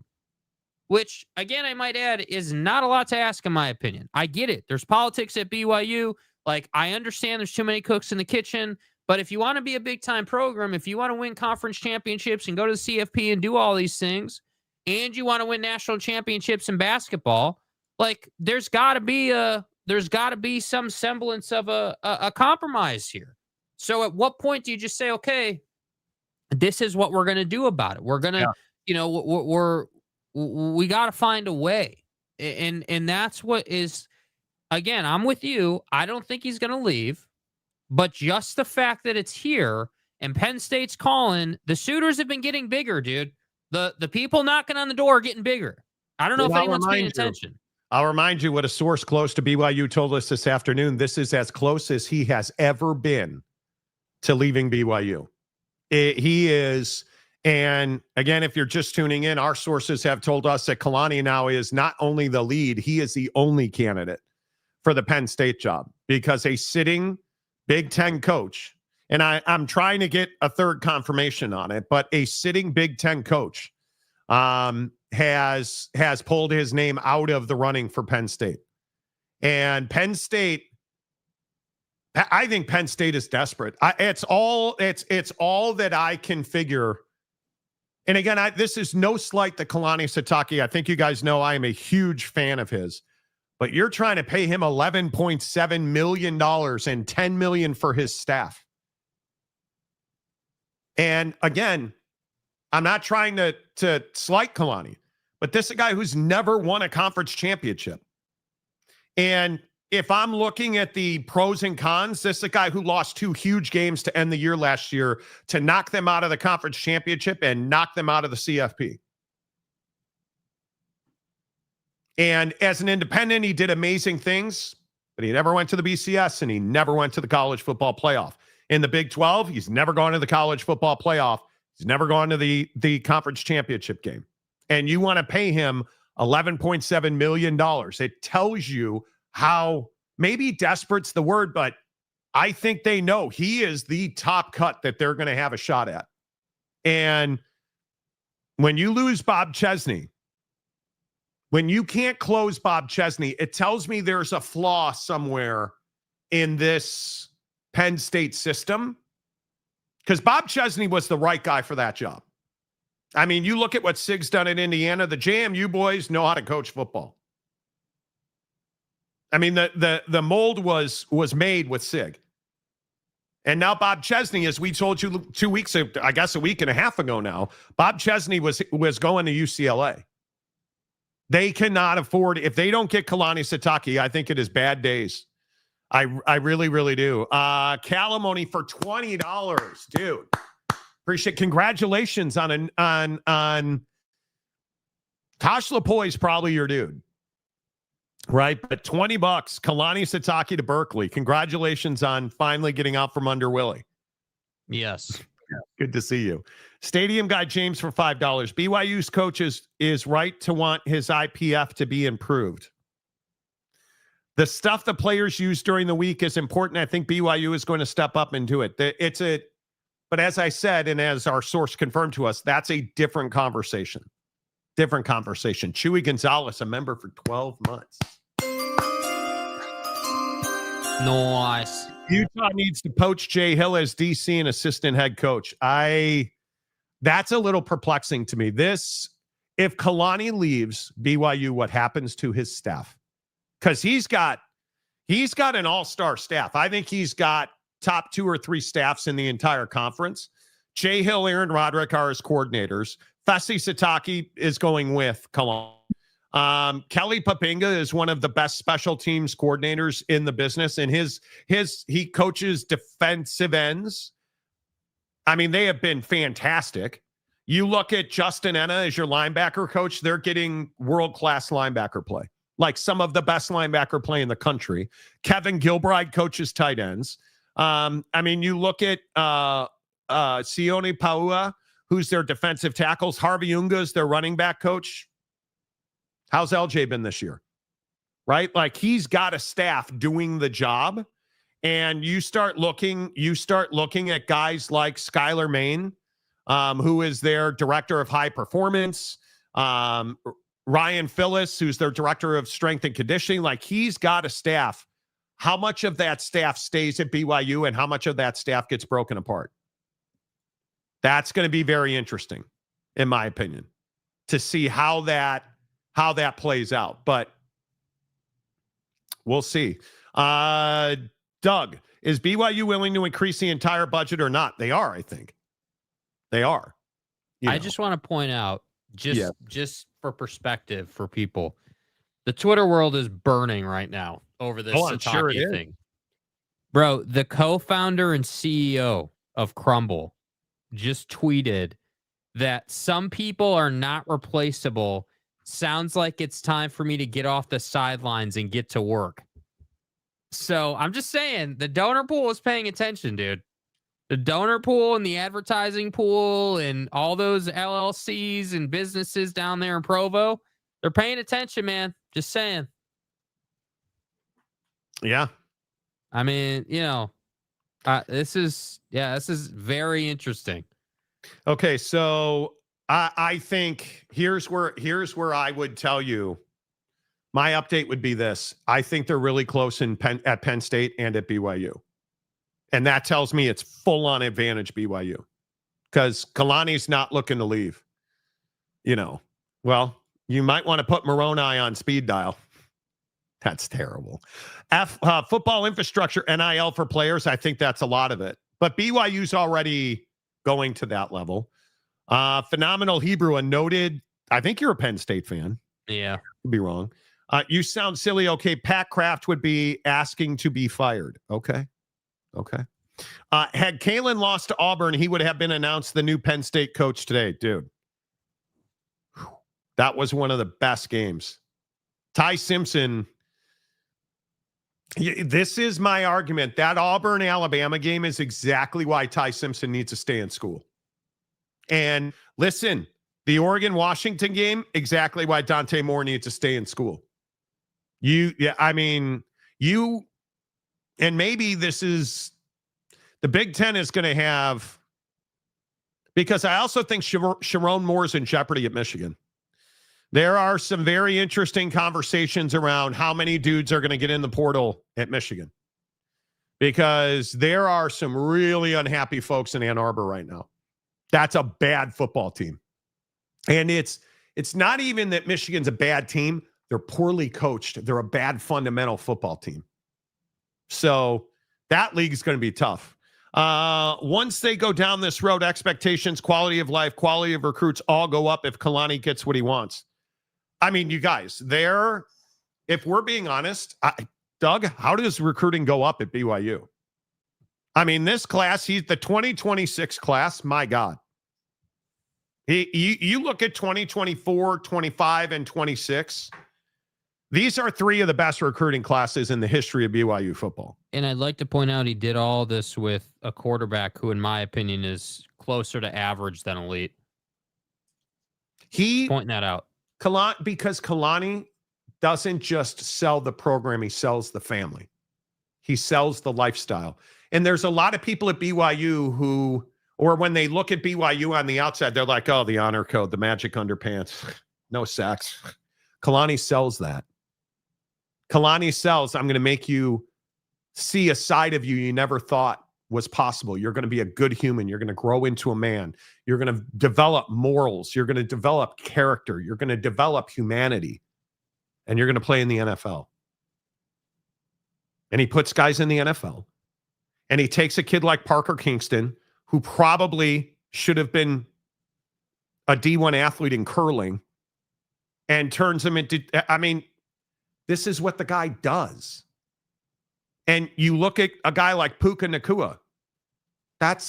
Hey, look, BYU, look at that catch. Puka, like, he doesn't run from the honor code. He doesn't run from the church. He sells it. And he sells it really well. It is, well, just remember, I didn't say that. Just remember, I'm not the one who brought up Brett Bielema's name on this show. just remember that, right? I'm not the one who brought up Brett Bielema's name on this show. Right. I didn't do that. Yeah. I'm not the one who brought up Brett Bielema's name in relation to Penn State. Because I am not. Are you a stupid person? Yeah. Yes, the coach that I had heard was Brett Bielema was the co-league candidate with Kalani Sitake, and Brett Bielema pulled out because I think Brett Bielema, based on what I was hearing this afternoon, I think Brett Bielema was going in the right. They want a guy who knows defense at Penn State. They want a guy who knows ball. At Penn State. I think they would have hired Brett Bielema today if they could have got his name on the line. Because I can also tell you, they have reached out to a lot of folks. And what is interesting is, and it depends on who you believe, but Penn State flew people to Provo to have conversations, and I think Kalani's handled this perfectly. He has tried to stay out of it. He is not engaged in the conversations personally. He is fully focused on BYU football winning the Big 12 championship, and he's handled it well. So remember, I'm not the one that brought up Brett Bielema and stuff. Take charge, Kalani. I love it. The head coach knows what is needed for his team. Yes, he does. Yes, he does. Matt Patricia to Penn State. I think Matt Patricia, if he leaves Ohio State, that's one of the dumbest things I've ever heard. I don't mean you're dumb. I mean, if he were to make that move, you're not ready yet. You're not ready yet. And the other thing is the entire contingent of Ohio State coaches have all kind of slammed the door on Penn State. There's some bad blood with Jim Knowles and Penn State. And I don't think any of those guys, there's some belief that Penn State wants to keep Jim Knowles. And I don't think any of those guys at Ohio State would even have the conversation with Penn State.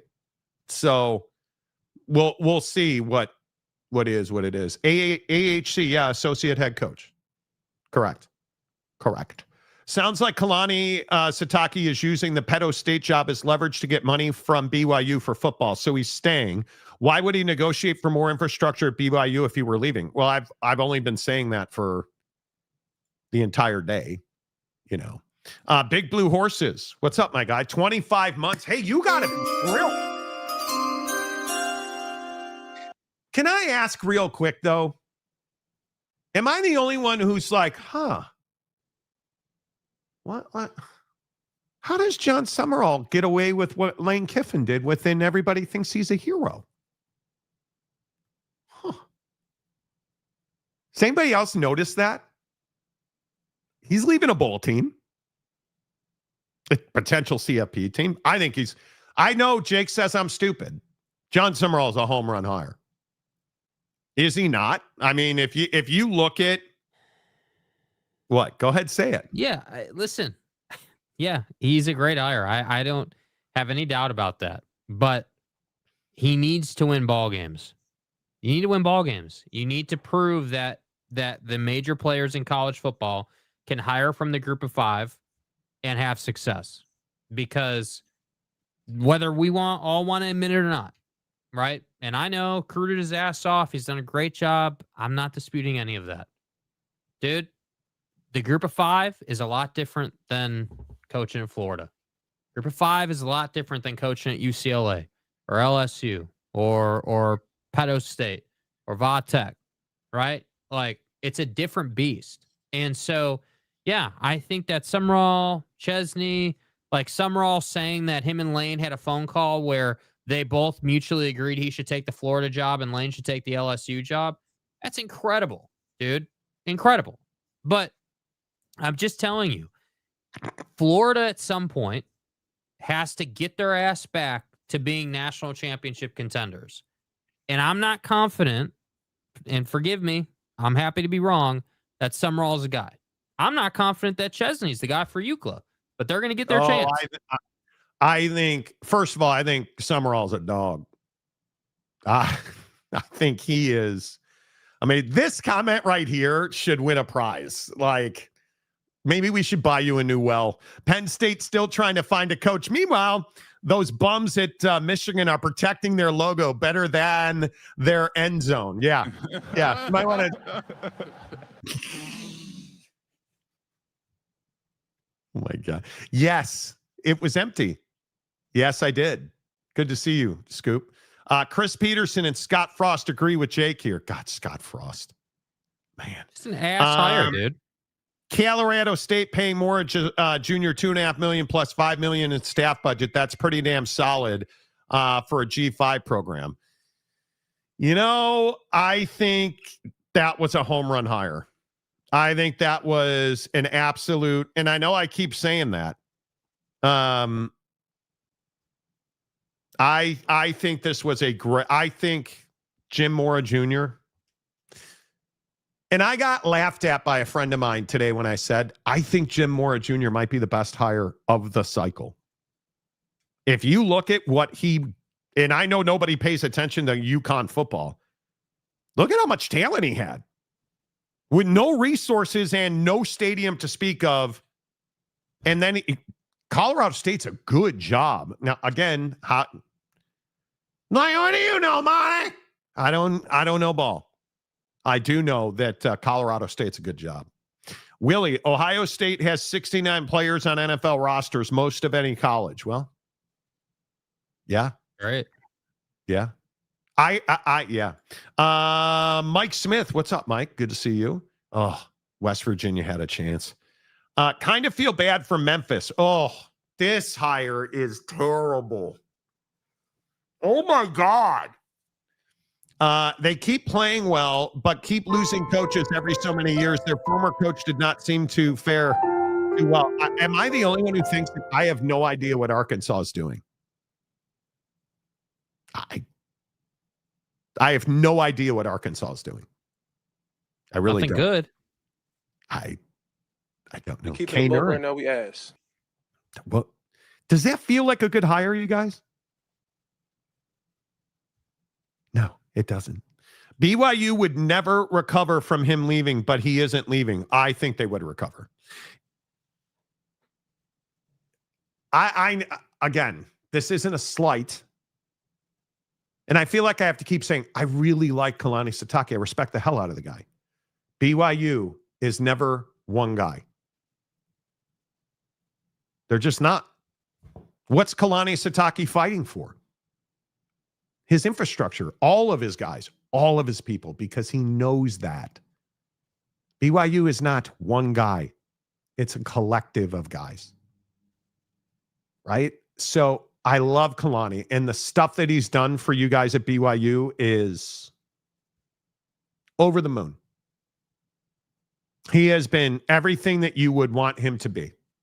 He is what Michigan hoped cheating scumbag Jim Harbaugh would have been and never was. This is a kid who played at BYU. He was a Lavelle guy. He openly talked about how this is his dream job. They hired him, and he's got you on the precipice of a college football playoff appearance, which no matter what, in my opinion, you should be there. You probably won't be, but unless you win the conference. Mm-hmm. This guy's hit a home run. Look at his recruiting. Look at his coaching staff. Look at his donors. Look at everything. Outside of some sex that was had with a Utah student, the guy's pretty much been flawless off the field. I think, yes, he'd be hard to replace. You would recover fine. You would recover fine. The awkward guy, a member for 14 months on the Monty Show. Hang on, I wasn't ready for that one. I was kind of awkward. Yeah, I mean, I wasn't ready for, you know. What's awkward? Coach O to Penn State. Go Sandusky Lions. Go Tigers. Lane Kiffin today said he called Coach O to ask permission to talk like him.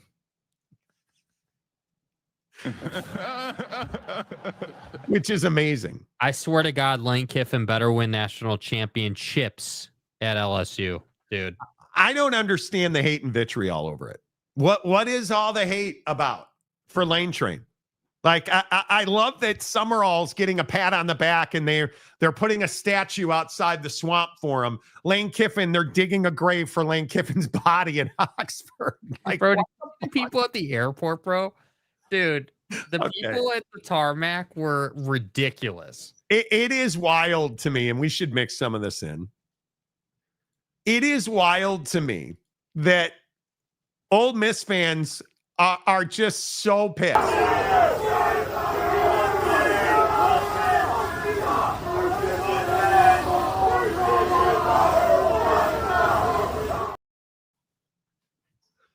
Oh my God. Jesus. What is wrong with you? He's just one guy. I understand you didn't attend the meeting today. Why not? I totally respect Keith's decision. So that was his decision? Yeah. He asked me not to come to the meeting and said I couldn't come, but which I totally understand. I don't know that I necessarily agree with that. We're trying to find a way, to make this work and coach the team and give the team the best chance to win. But I also, he's got a job to do, and like he said, he has to live here. So, like he said, maybe all the national people understand why he should let me coach, but he has to live here, and it's a little different when you're the AD. So, totally respect that. And Keith has been amazing to us over the 6 years. And I totally get that.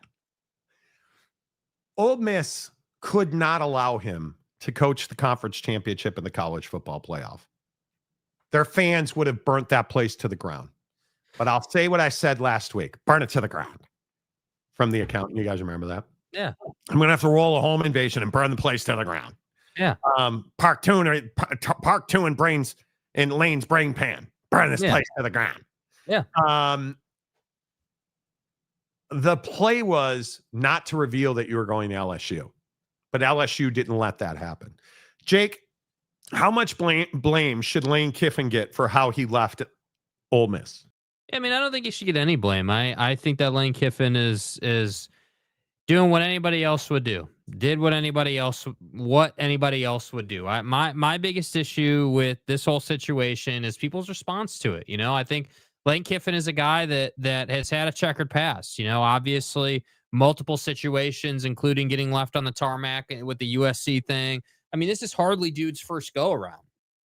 However, I think that the comeback, I think that the ability to go out and get the LSU job, I'm not saying no either, and I get it. And I think that what's interesting is nobody's talking about the ass that the governor made out of himself, right? You've got the governor of Louisiana out here saying things like, we're going to stop these agents in reference to Jimmy. And we're going to make sure that these agents, aren't corrupting college football. Yet now you're sitting here paying BK's buyout. You're paying Lane Kiffin what you're paying him, and you're coughing up some of the most largest amounts of NIL money that we've ever seen. And so I just think there's so much hypocrisy in the whole thing. I mean, Ole Miss's fan base is absolutely just I understand being heartbroken, but the vitriol, the FUs and the, bleep that and like F you, like just like way over the top. Like, dude, I get it. But this is kind of the thing that's happening. Like, are you a have or are you a have not? Are you really a program that cannot get another great head coach? Or like, I just struggle with it because I actually agree with Lane's sentiment, right? Like, if I was Ole Miss, like, I would have handled it differently. I get it. Your fans are upset, but are fans now making decisions for you? Last time I checked, nobody made decisions for how much your AD is getting paid or how much the president gets paid, but now all of a sudden we're scared that the backlash is going to be crazy. Oh, I'm sorry. Are your fans really going to be complaining when Lane goes out and wins probably 2 games in the CFP? No, I don't think they are. And that's what I struggle with. I think the reality is that, and this is what's hard for Ole Miss fan to digest. Lane Kiffin is singularly responsible for where you're at right now. You weren't relevant before he got there.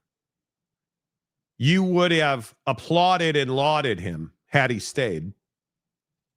Now that he left, he's a devil and the worst, and this is who Lane is. It's always who he's been.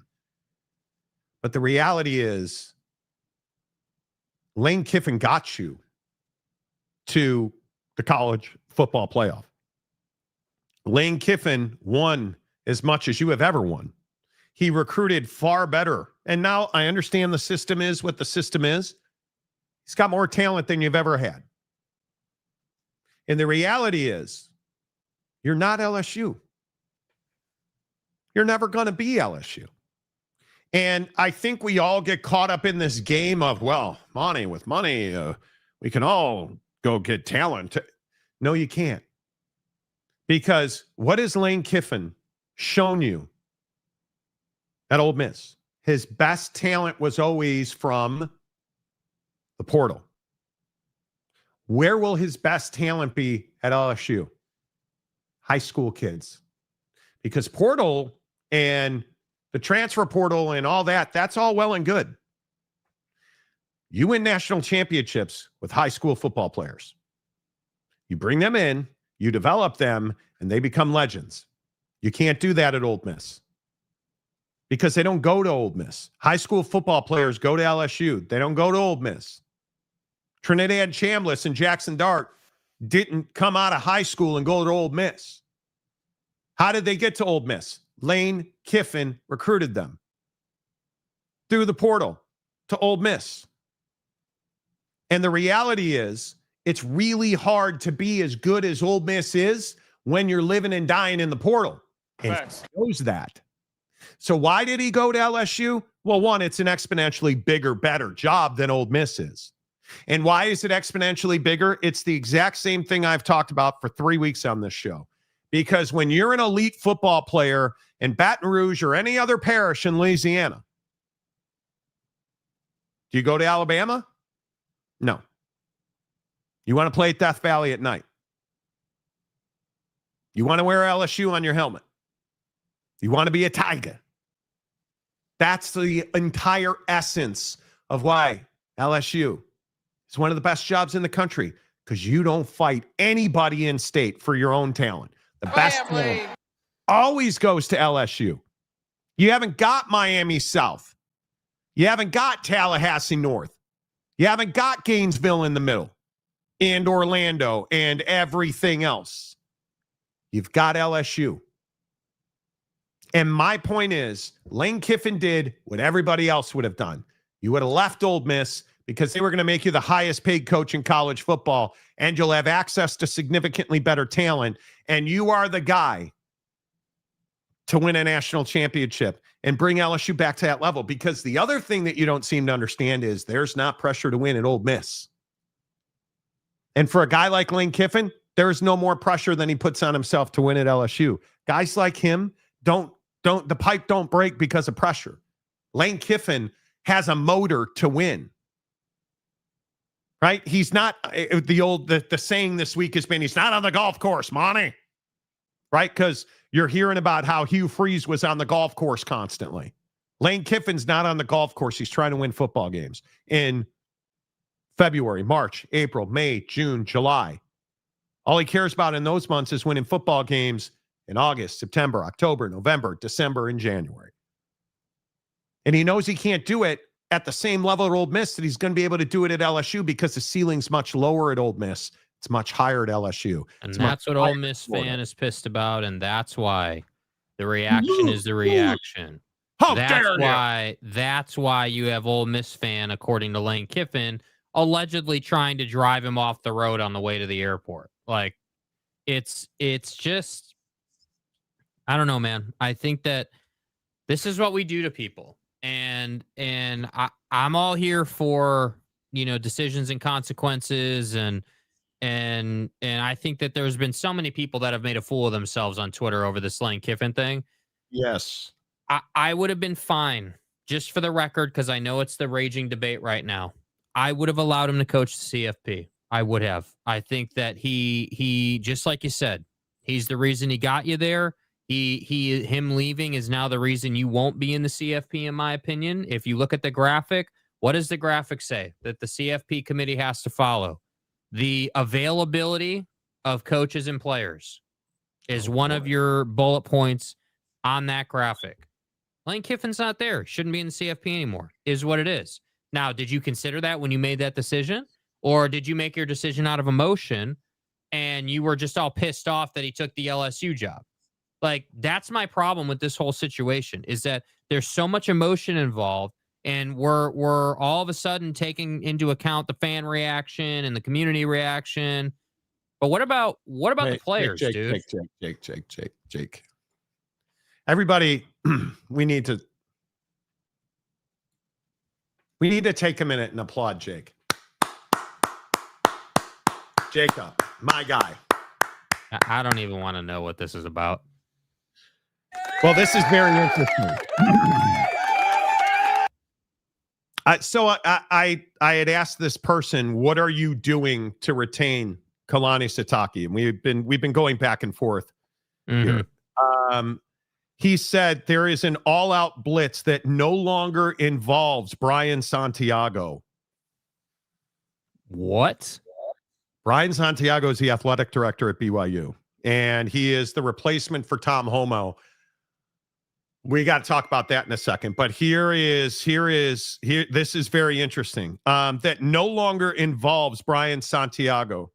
There has been a grassroots effort by our largest donors and supporters to each individually call Kalani Sitake and pledge support to bring his vision to reality. It will not be through a lack of effort from the BYU community that Kalani Sitake leaves. Brian Santiago is in a very difficult spot right now because he has no voice in the final outcome. Holy cow. That is a remarkable update. And again, take it with a grain of salt. This is somebody who I have been talking to for the last 2 days, who, based on what I tweet, you can go back and look at my tweets today. The national media now has all picked up on the story and pretty much run with what I said. And this is not good if you are Brian Santiago, because you replaced a legend in Tom Homo. And obviously he was BYU's, I believe, deputy athletic director. And he was in charge of basketball, baseball, softball, tennis, golf, like the secondary sports, and basketball. And I had heard some stories that there could be some rubs, some heat between Santiago and the football department. Well, that's all been taken care of because Brian Santiago is no longer playing a major influential role in whether Kalani stays or goes. the boosters and donors are using a groundswell effort, and they are individually reaching out to Kalani Sitake to pledge their support to bring his vision to life at BYU. Okay, so now I got to ask, what's Kalani Sitake's vision? What's the plan? Because I clearly, wonder, but doesn't that say to you that basketball has taken resources from football? That's what it feels like to me. Potentially, yeah. I mean, are we? So I don't know. I'm just speculating here, but like, are we? So is the issue with Brian Santiago that he has shown more love to basketball than football, and funds are going over there? That's what we're saying. That's what the inference is. That's kind of what it feels like. That's kind of what it feels like. Well, if that's the issue, then with all due respect to Brian, I'm not sure how you're, a modern day AD doing that. Like, football pays the bills, bro. Like, with all due respect. It'll be interesting. It'll be interesting to see how that plays out. But it is going to be very interesting to see at the end of the day what this comes out. I'm just telling you guys, the BYU advertising / donor base is deep. Like, when they want to, bro, there's a lot of money sitting there. They're like, I'm telling you, when people want to do things, and again, I know that this is, this has been said for generations, but I always like to bring it back up, man. It's not about what anybody could do, right? It's not about like what they're capable of or what's possible. Certainly not. It's about what people want to do, and I just don't think that if you're a donor of BYU athletics, and if you're a heavy hitter in the football department, you cannot say to yourself, yeah, Kalani Sitake is leaving and we'll be able to recover. I don't buy that. You may recover at some point. You may get back to this high water mark at some point. It won't be inside of 10 years. I don't think there's a guy out there right now, and maybe someone's got a name. Find me a guy right now who can do what Kalani's doing and have this team back in this position inside of a decade. Because I don't believe it's possible. It will take a lot of time. Yeah. So why is it then? And this is what I think is fascinating, given this Brian Santiago update.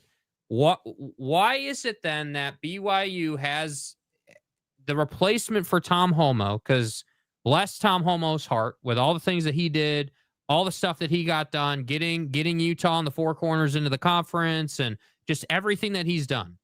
Like, why is it that the replacement for a guy of that stature is seemingly, based on what we're being told, seemingly the issue for what's going on between BYU and Kalani? Because the message that's being sent, based on what we're hearing, in my opinion, is, hey, well, Kalani's got a vision. Kalani has this vision for the program, this vision for where he wants BYU football to go.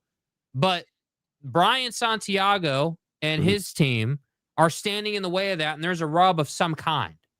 And now we're hearing that Brian Santiago has no say in the final outcome of the Kalani Sitake situation, which tells me that Penn State needs to start looking for a new candidate, because Kalani's not going to be leaving because the donor base has stepped in and said, hey, no, we're all going to call him personally and tell him that he has our support, and we're not about to, put him out on the market. That's not happening.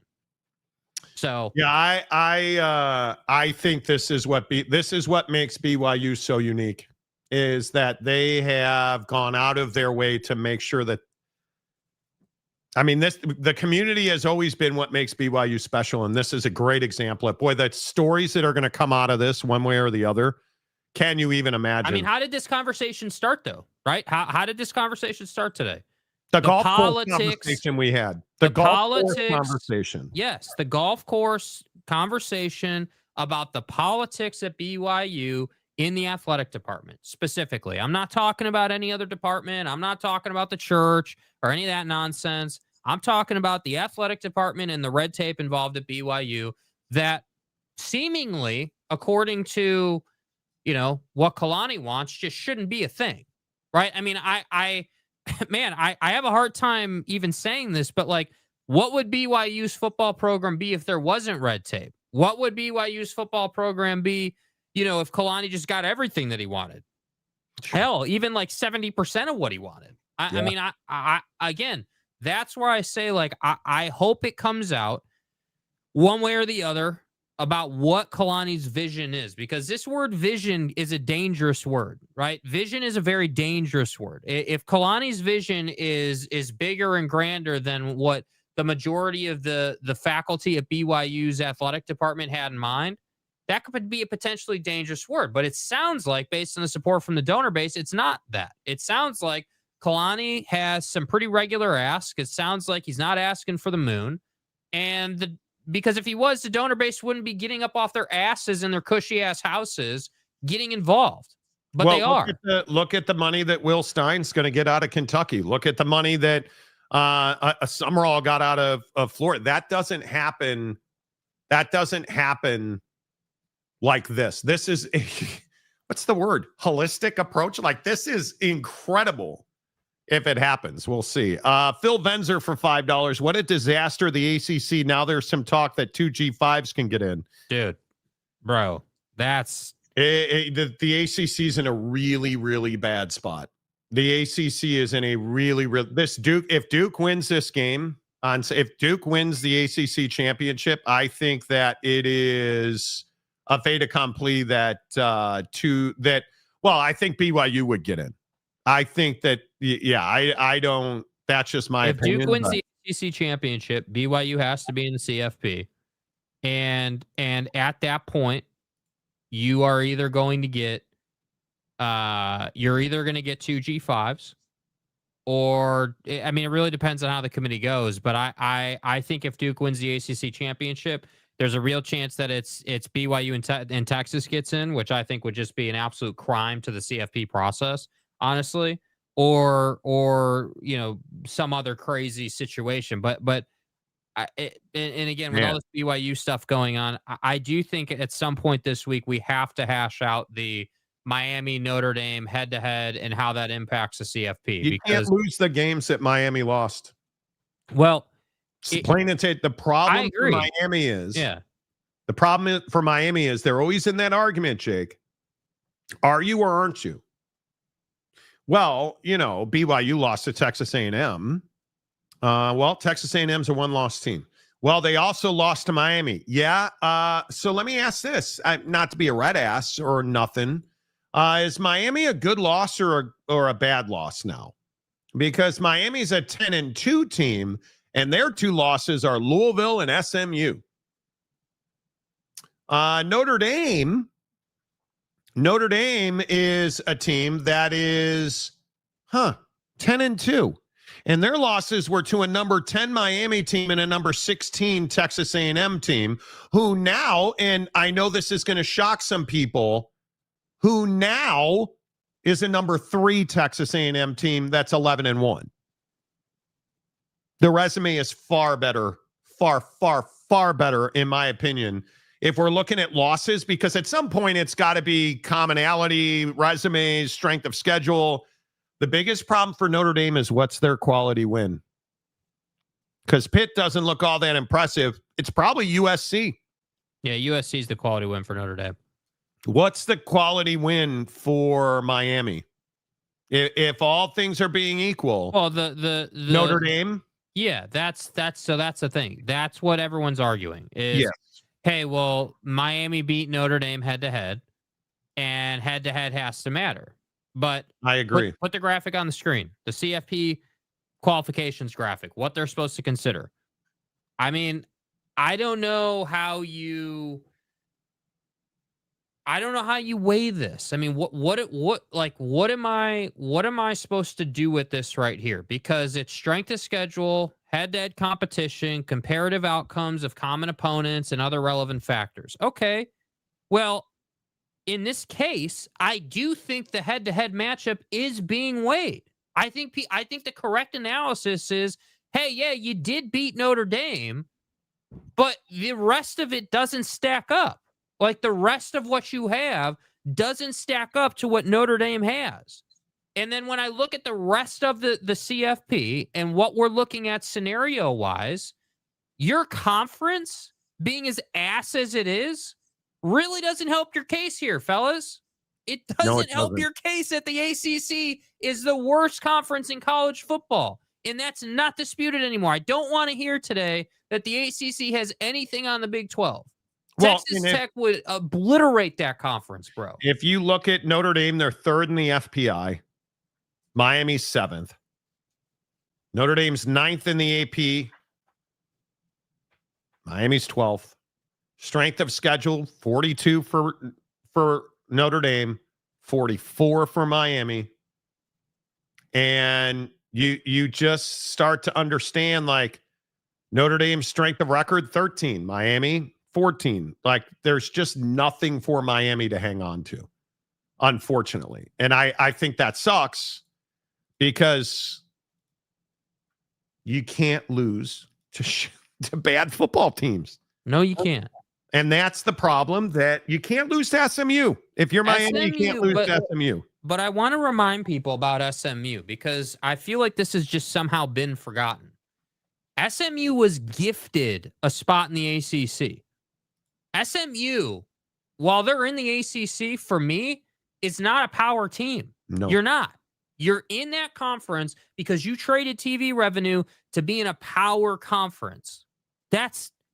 I can't emphasize this enough. So we're not going to give BYU the SMU win credit last year.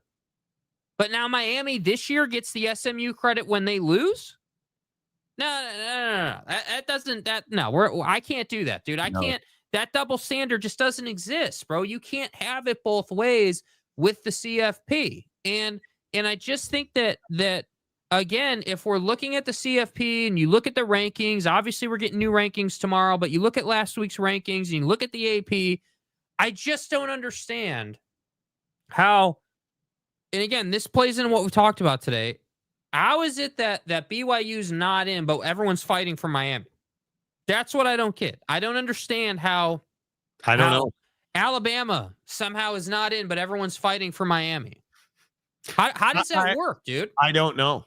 I don't know. And I think it's very interesting. All right, let's keep running through your comments. Thank you guys so much for all of your comments today. I know I've been a little slow to it. Honor code versus shower crime tape. Stay at BYU, Kalani. There he is. Damn, bro. Mike Smith, a member for 28 months.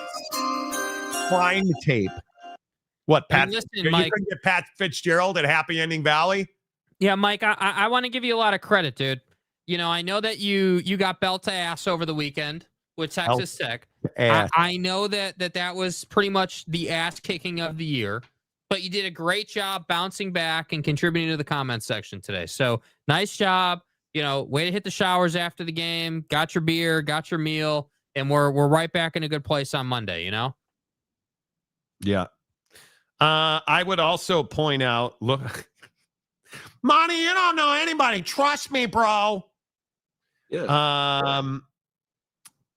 Pete Thamel, Oregon offensive coordinator Will Stein is the target to be the next head coach in Kentucky, boy.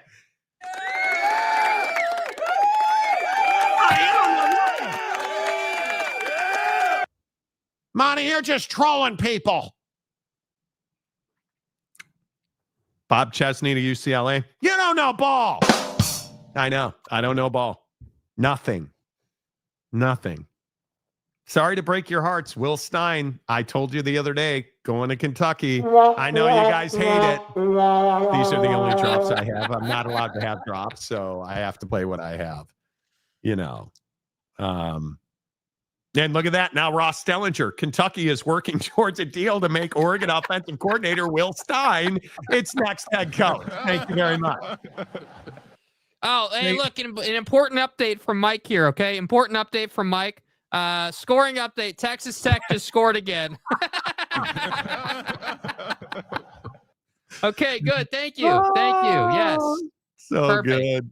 Yeah. So good. Okay. Aggie for $5. Imagine Kalani walking in a players meeting this week and says, extension accepted. Let's go win, boys. People will run harder than ever for him. I still don't believe that he leaves. I do not. I can't see it. Delaric for $2. How funny would it be if Duke won the ACC? Yeah, Duke is Duke, basketball and football. TCU James. I know how Ole Miss fans feel. I remember when Les Miles said at the Alamo Bowl that he was staying at Oak State. Then the next day he was at LSU. Well, how do you know how Oak State fan feels? You're a TCU fan. Yeah, what do you mean, dude? You're a TCU fan now. Remember Horny James? I don't know what do you mean? You weren't expecting this one. That you're I'm confused. It's fine. It's fine. It is what it is. I think that we'll see. Is Oklahoma, how long until Oklahoma State is a good football program? Right? A long time. I'm really curious.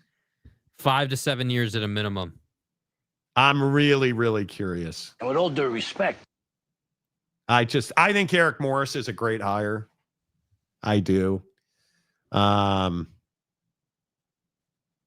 State's a laughing stock, but it is what it is. Rock and Rant, who's been a member for 16 months.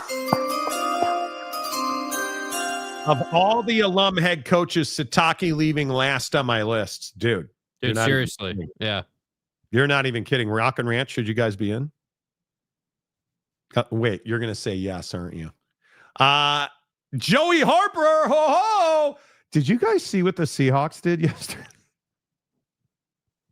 Is that the easiest pick six in the history of the National Football League? And how bad are the Minnesota Vikings? I mean, wow. Now that Stoops has been kicked off the stoop, who's the best fit for Kentucky? Well, I would tell you very, very clearly, Will Stein's getting that job. Cam Harrison for $2. Shout out to Mo Bamba. Shout out to Mo Bamba. Cam, good to see you, man. All the long times in today. Kalani brings him out, doesn't he?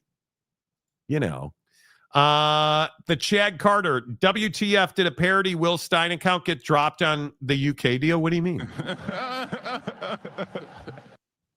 What is that? Is that what happened?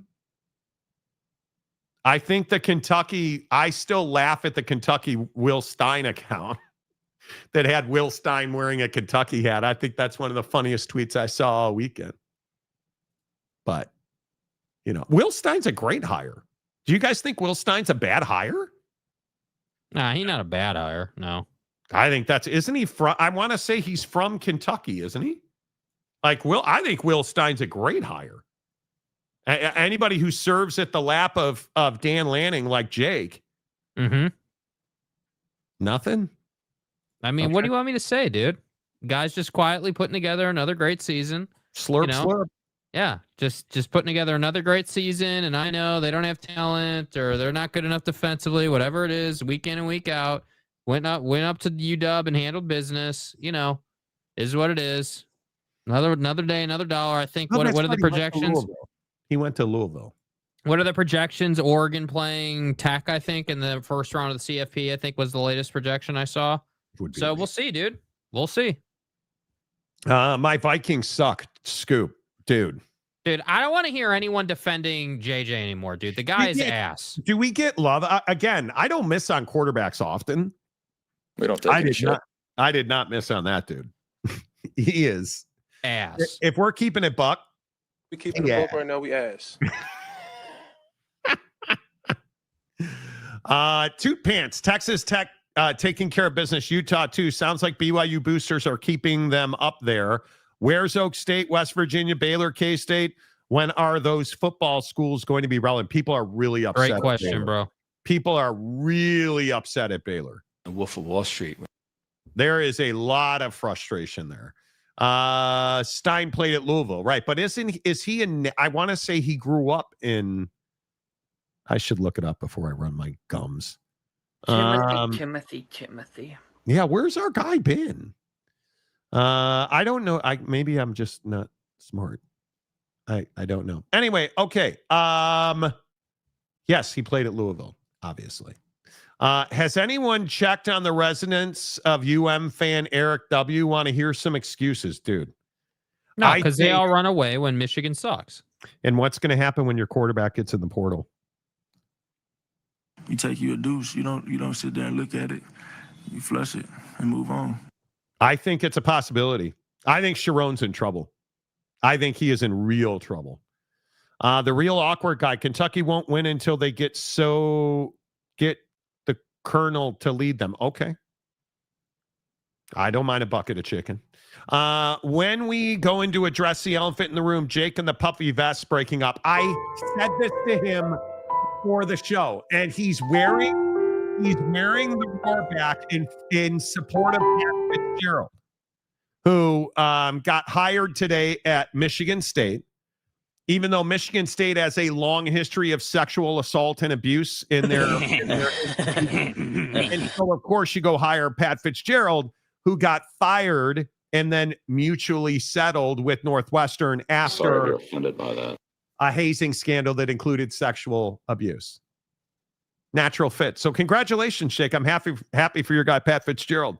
He's not my guy, but okay. Well, you're wearing. I mean, bro, I took covered. one day off from the vest, and all of a sudden we had a breakup. But you're wearing Northwestern colors, are you not? Is that? Yes. Are you wearing Northwestern colors? I mean, it's not purple; it's different shades of blue. But I mean, do you want to go get the puffy vest? I mean, I can ask it? for it to be procured. Did you destroy it? No, I did not destroy it. No. How do you destroy it? I don't understand. Destroy it. I will ask for it to be procured. Okay.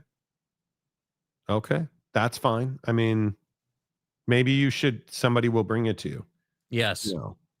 Okay. I mean, you can't show up here and not wear.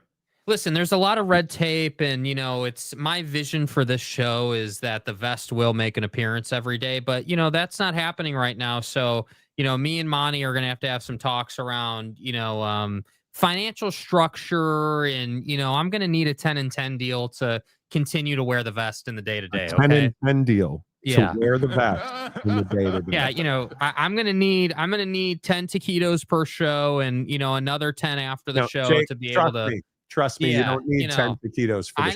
I know. Yeah, I know. I went to.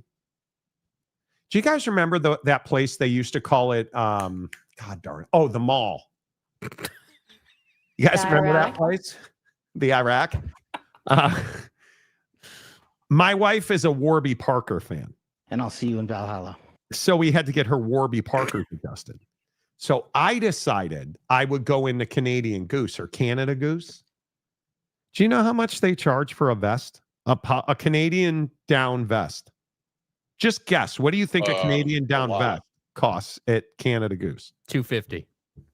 How about $750? What? Bro, what? For a vest. $750? I won't pay the $200 for the Nupsy by North Face.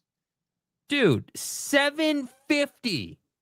Yes, look it up. I think it's called Canada Goose or Canada. Dude, your mom. You. Yeah, seriously. What is that, dude? It's you know what it is? It's ridiculous. Yeah, Canada Goose. I'm sorry, that's outrageous. Yeah, that is absolutely outrageous, bro. Look it up. That is outrageous. Thank you. Thank you. My staff has come through for me. I have procured the vest. We're gonna need to this on here. Okay. Yeah, we're okay. You're gonna zip that up now, or you probably gained a few. Well, there it is. Jake is back. Okay, the vest is back. Are you guys happy, dude? Let's go. The vest is back. The show can go on. Okay. I am. All right. Straight ahead for the next 40 minutes. Your comments right here on the Monty Show about Kalani Sitake, Lane Kiffin, whatever it is you want to get to. We're going to get to it because you guys make the show after this from the Advocates. Injured in an accident? You may be entitled to a bigger settlement, up to 3.5 times bigger. Your initial consultation is 100% free, and we don't get paid unless we win your case. No matter the accident, we are here to help. The Advocates will fight for you because you deserve clarity, you deserve justice, you deserve guidance, you deserve an advocate. Contact us today. Man, I love that line from the advocates at theadvocates.com. You deserve justice. That's exactly right. When you've been in an accident, when somebody's on their phone and they're driving distracted and they rear end you, or they hit you on your bike, or a trucker drifts into your lane, you didn't deserve that. You deserve justice, because it's hard enough to get through certain days in this world. I think we've all been there. Then when you get in an accident and maybe you're injured, your car's totaled, like, there's so much uncertainty. You didn't deserve that. You do deserve justice. Go get clear, risk-free advice right now at theadvocates.com, 24/7, 365. And trust me, you guys, I know there's a lot going on. We're now fully into the Christmas season, and Thanksgiving's behind us. Christmas and New Year's are in the distance. Slow down. When you're in your car and you're driving, put down the cell phone. Put down the distractions. Make sure you're seatbelted in. Make sure you're paying attention. And if the worst happens, get ready to go to theadvocates.com, where you never reach into your pocket to pay the advocates. In fact, you don't pay the advocates unless and until they win your case at theadvocates.com. All right, let's recap the headlines and get your comments. Breaking news, Kalani Sitake, the finalist now for the Penn State job, as we broke earlier on the show. Penn State was really scuffling over the last week to find a candidate to engage with for their open head football job, their head football coaching job. They were down to two, Kalani Sitake and a sitting Big Ten coach. Well, now it's just Kalani Sitake, as that sitting Big Ten coach has withdrawn his name for consideration at Penn State. I am told that Kalani Sitake has a rock-solid offer from Penn State. This situation is moving quickly, as Penn State is trying to be aggressive to lock up Kalani Sitake as their next head football coach. They have offered him a deal, I am told by sources, for $11.7 million per season and $10 million a year for his assistants. It's a package of compensation for football coaches of $22 million per year for Kalani Sitake and his staff at Penn State. He has not taken that offer. Kalani Sitake, I am told, also has an extension on the table from BYU that would pay him $9 million a season. And trust me, if you know BYU football and athletics, that is an astronomical number. It is a tip of the cap to Kalani Sitake for what he is valued at.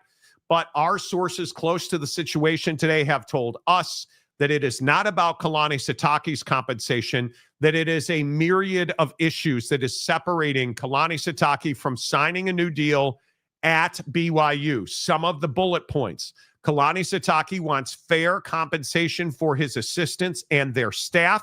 I am told by sources close to BYU that that number has been worked out to an amicable point.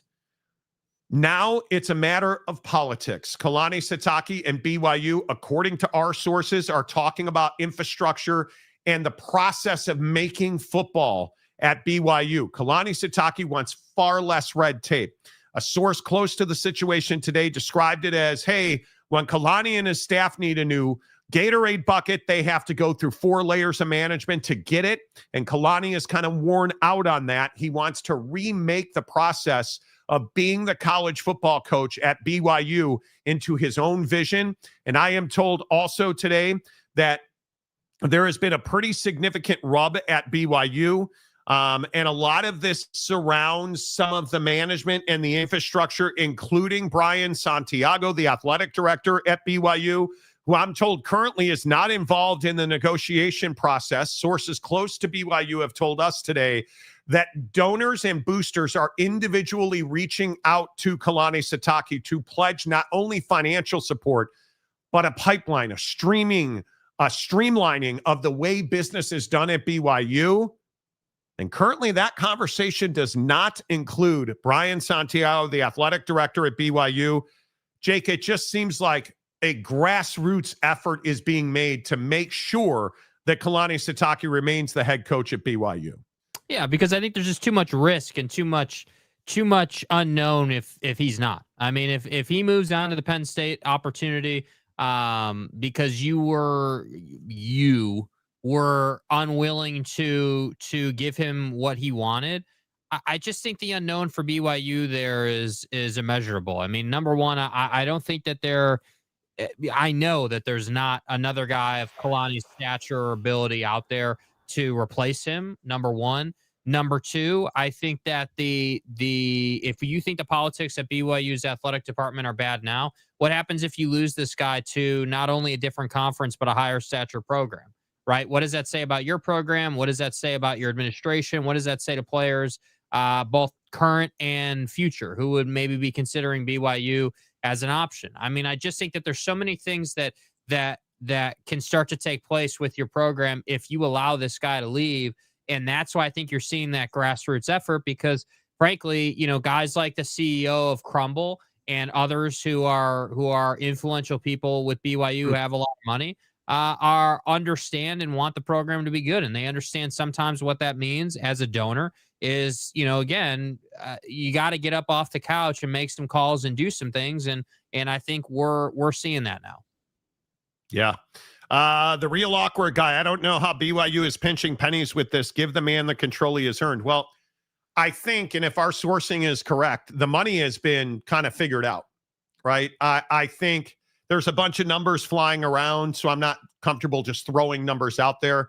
But I was told directly by a source close to BYU today that Kalani is in line to get a $9 million extension, $9 million per year. You'll remember a year ago he signed a contract extension at BYU last December, the first week of December, if memory serves, that took him from $4 million to $6.5 million. This extension, I am told, would take him from that $6.5 million to $9 million a year. And that is backed up by donor support. I am told now that BYU has said that they will inject the capital needed to pay his staff and their staff, so his assistants and their staffs, which is one of the main things that Kalani was fighting for. But this management piece that we've talked so much about on this show, where BYU has constantly had too many chefs in the stew, and it's caused problems. We have said multiple times today, we described it at length about 18 months ago. We played golf with a very powerful BYU donor who straight up told us, I am not supporting the football program anymore because I was lied to. And this person is in a financial industry where they were told, hey, you'll be the exclusive for this amount of money, signed an agreement, paid that amount of money. And before they knew it, there were two other people in the exact same category with signage and on-field and box representation. Like, just complete betrayal is the word that was used. And that happens too often. And it comes back to, well, I've heard so many times, well, I'm a sales guy and I want to have say in what color the uniforms are, right? That's another very common thing that we hear about, the uniform combination argument. And I think Kalani's had enough of that. And I think that's the fight. He wants it on paper as part of his deal. He has final say over day-to-day operations of the football department. Because you got to remember, he's also got a GM in place. He's got a director of football in place. He's got his guys in place. And I think there's a pretty good level of frustration that they don't have the ability to operate on their own. And I think that is what, if I'm just putting all of the puzzle pieces together, it sounds like that's what's being worked out. I still maintain if Kalani was going to go to Penn State, if he was going to leave BYU, he would have done that already. And I don't think that's what his intentions are here. Yeah, completely agree. That's me. Damn, Penny situation. Someone is getting millions off of that per year. They are. If he hates dealing with uniforms, Penn State has like 3 options, so he wouldn't have to worry about that. It's not that he hates dealing with uniforms. I think it's just the opposite. BYU has a great equipment department.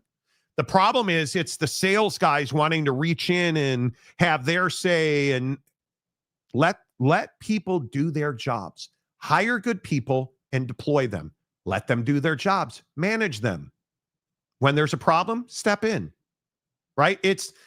I've always likened football departments to the mafia, La Cosa Nostra.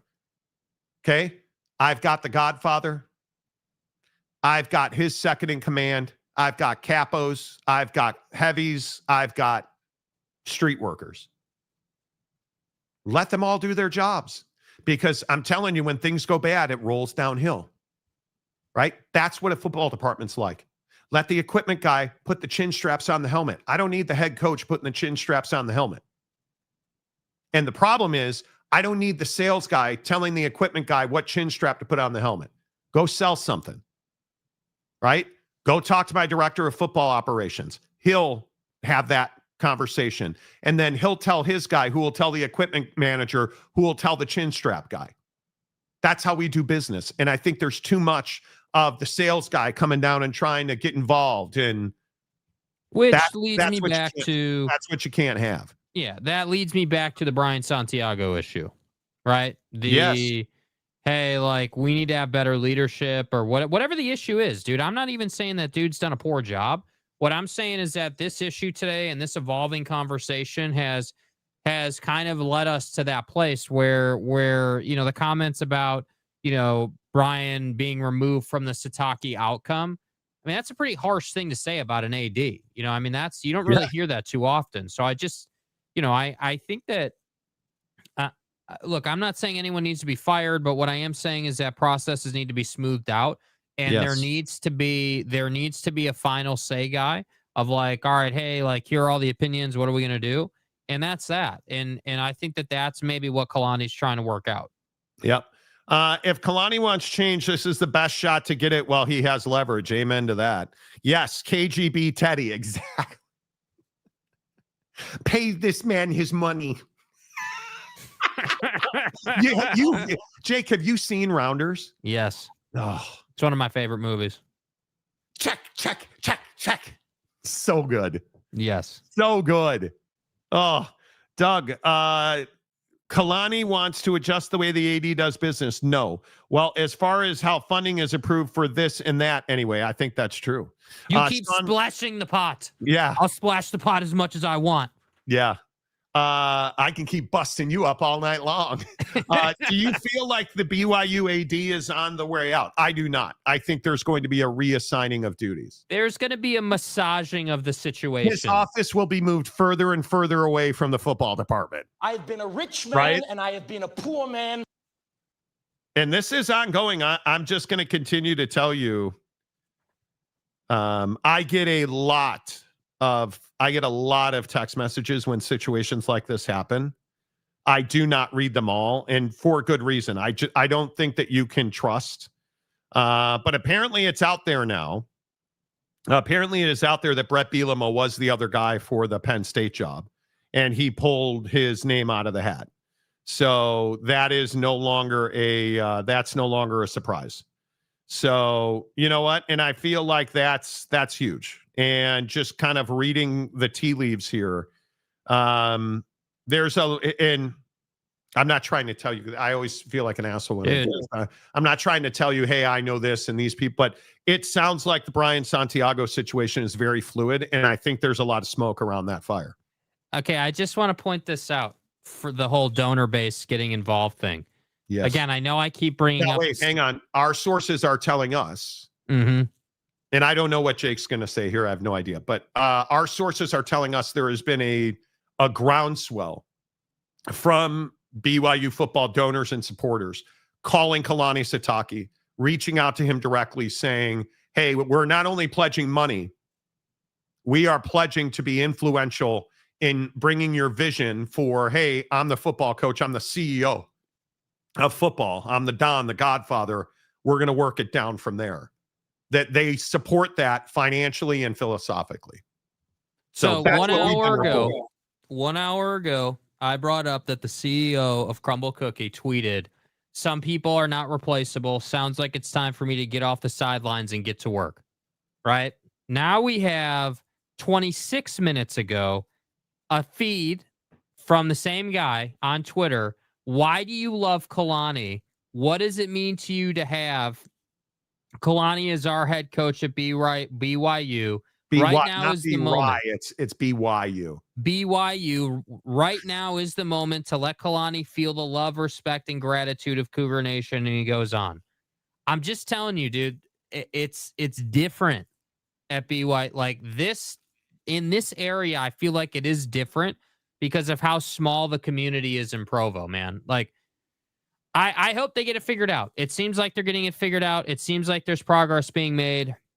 You know, you've got the Dave Portnoys of the world, of course, retweeting that, and everybody and their moms getting on it. So we'll see.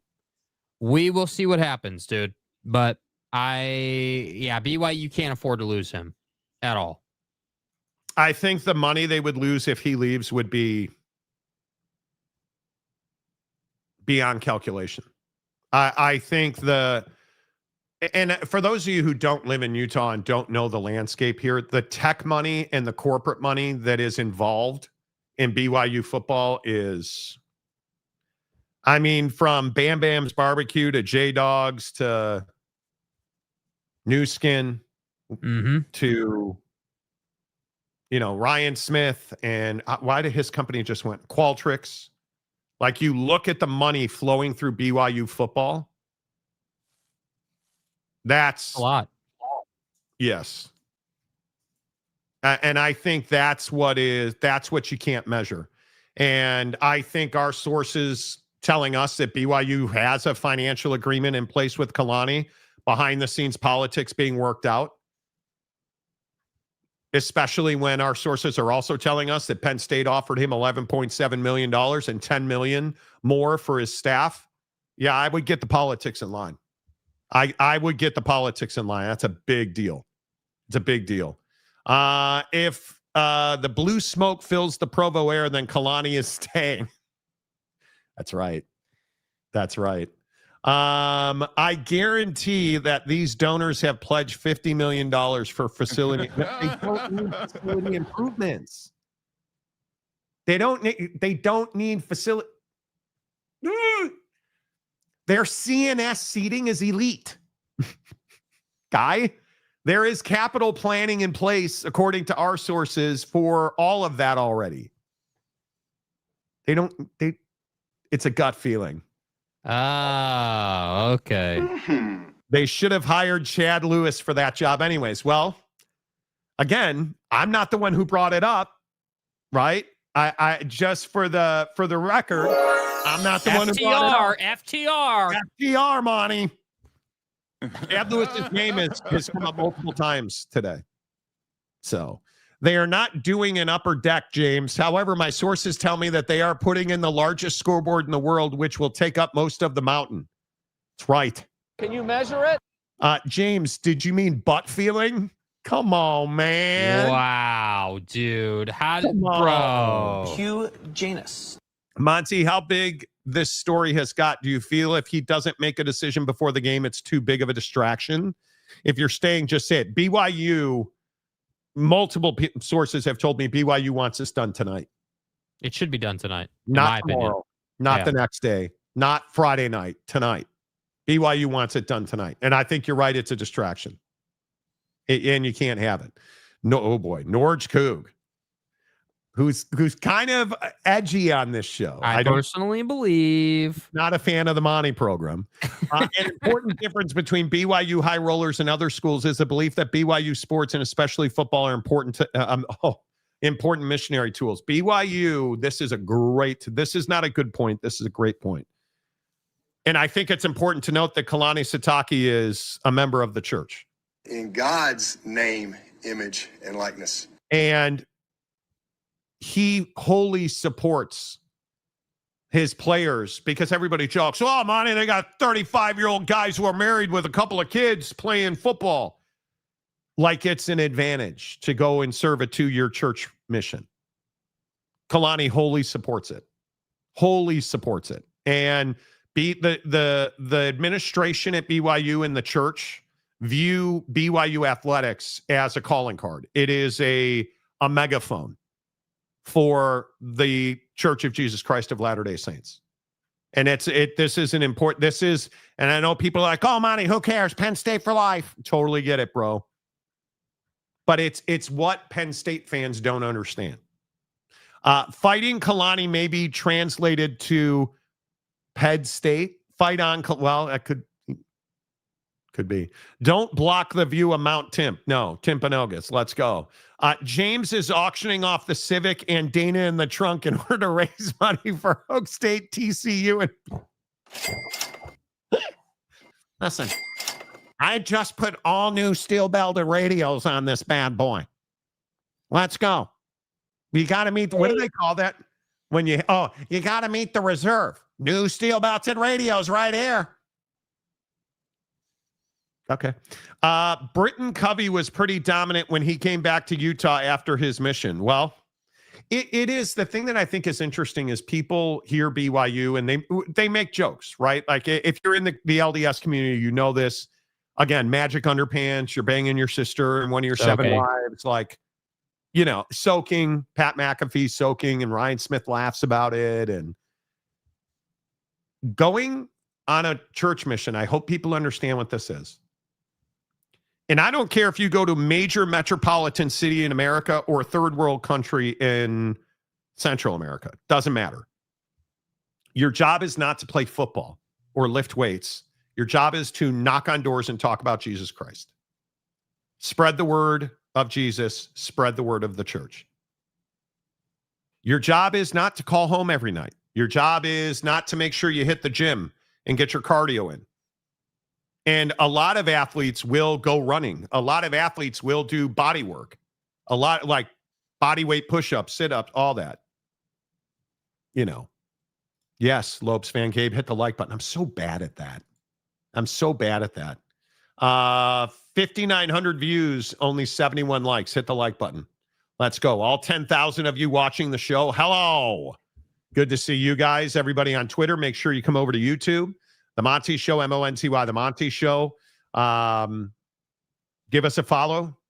Give us a thumbs up. We always appreciate you guys coming over. Norge Coog, my disdain for the show is greatly exaggerated. Okay. And I appreciate that. Well, you know. I appreciate that. Stadium Guy James, I wasn't paying attention, but the Monty Show is up to 190,000 subs. Are we really? We passed 190. That's amazing. I thought we were still in the 188s. Length and girth.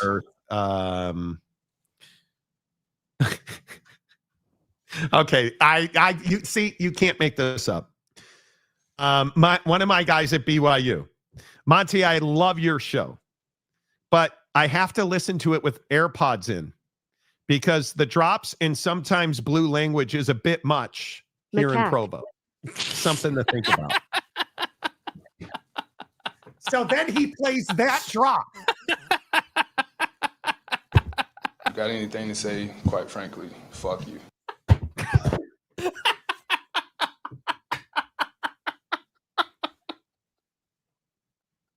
I'm gonna head out. We don't take any shit.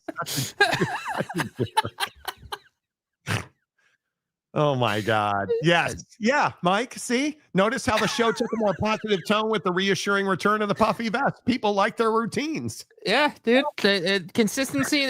Listen, it's guys, we can't be focused on the outcome. It's all about the process, and the vest is part of the process, you know? That's all it is. I hate you. And I'll see you in Valhalla. Sean Mirzinski, what do you think of Chesney at UCLA? It's a home run. Jake hates Bob Chesney. I think it's a home run.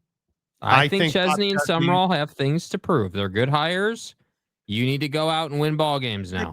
What then? You can't say that and then be like, Lane Kiffin's a devil. John Summerall didn't say Lane Kiffin's a devil. Right, but what's the difference, bro? Lane Kiffin's been at the power level for a decade. Come on, dude. John Summerall is leaving a playoff team to go and take the job at Florida. Oh, he's a hero. Lane Kiffin's leaving a playoff team. I never said bro was a hero. Yeah, I didn't say he was a hero. What are we doing?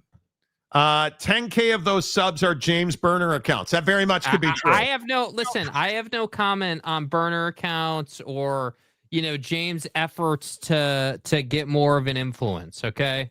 By the way, the great Tulane schedule, right? The great Tulane schedule. Here we go. Summerall sucks. Well, you lost to Ole Miss. You lost to UTSA. I'm just trying to point out the fact that the best teams you played, you lost to. Sorry. Blah, blah. I need my own drop machine. Blah blah blah. Yeah, I get it. It's not sexy. I understand, bro. I am. It's not. Blah, blah, blah, blah. I understand. Thank you. Thank you. I don't, bro. Listen, I think Bob Chesney at UCLA is a home run. Read today that UCLA may be leaving the Rose Bowl for SoFi. Not maybe. There's a whole lawsuit over it now. We talked about that last week. It's the Rose Bowl's a disaster for them. I mean, it's awfully hard not to. And I listen, I have a lot of respect for the history and tradition of the Rose Bowl, but here's the part that UCLA fans hate. Jimmy, my guy Jimmy, who's a huge UCLA fan. Hey, Jimmy. Hey, Jimmy, I love you, but UCLA has no heritage or tradition in a football helmet. Hell no. And then none of it is tied to the Rose Bowl. The Rose Bowl is a soulless pit of death financially. Because it's garbage. You know. Lopes fan Gabe, who the fook is that jackwagon talking about language? Did he wake up and know today was going to be I just don't understand, dude. The show's been on for like a decade, and you're somehow surprised about the drops on this program, dude. And then Marcus, our TV executive Marcus, tell that guy to go F himself. Are you stupid? Are you a stupid person? Oh my God. Bro. You guys are such savages sometimes. Like you're just savages. Family. You are family, but that don't mean you're not savages. TCU James, there is no F in blue language on this show. I have no idea what that dumb S is being said about this show. I won't have such inflammatory language. We tend to be blue in our humor. I don't regret those decisions. The Rose Bowl is too far away from UCLA's campus. It's hard to get to. It is. I don't even think it's the distance, dude. It's the logistics of getting there, the neighborhood, the drive up there. Like, it's just a pain in the ass, dude. It's a pain in the ass, man. My BYU guy said, fair point. Point taken. Love you guys. No, love you. It just is strength and honor, brother. Strength and honor. There is no.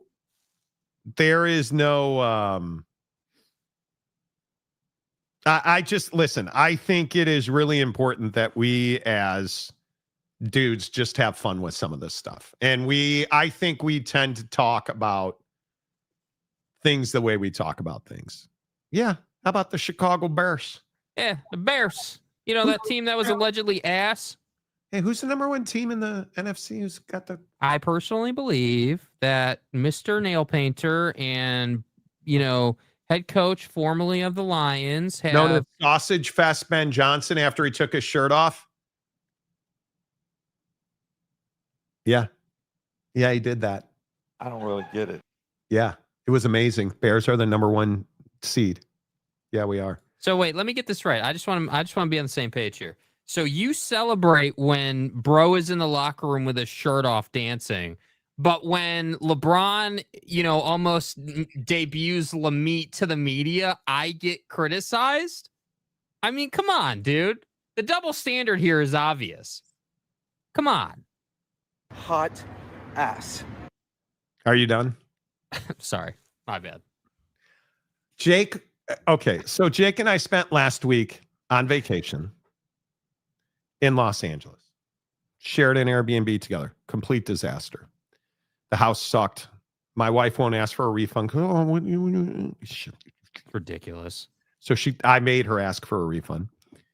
Anyway, Jake sees a photo of LeBronto and Lamit, the flagpole. Lamit was trending on Twitter, dude. The Sausage Fest. And he's like, oh God, you got look, Monty, you gotta look at it. Oh. He doesn't call me Monty. He's like, hey, fat ass, you got to look at this. I don't want to look at it.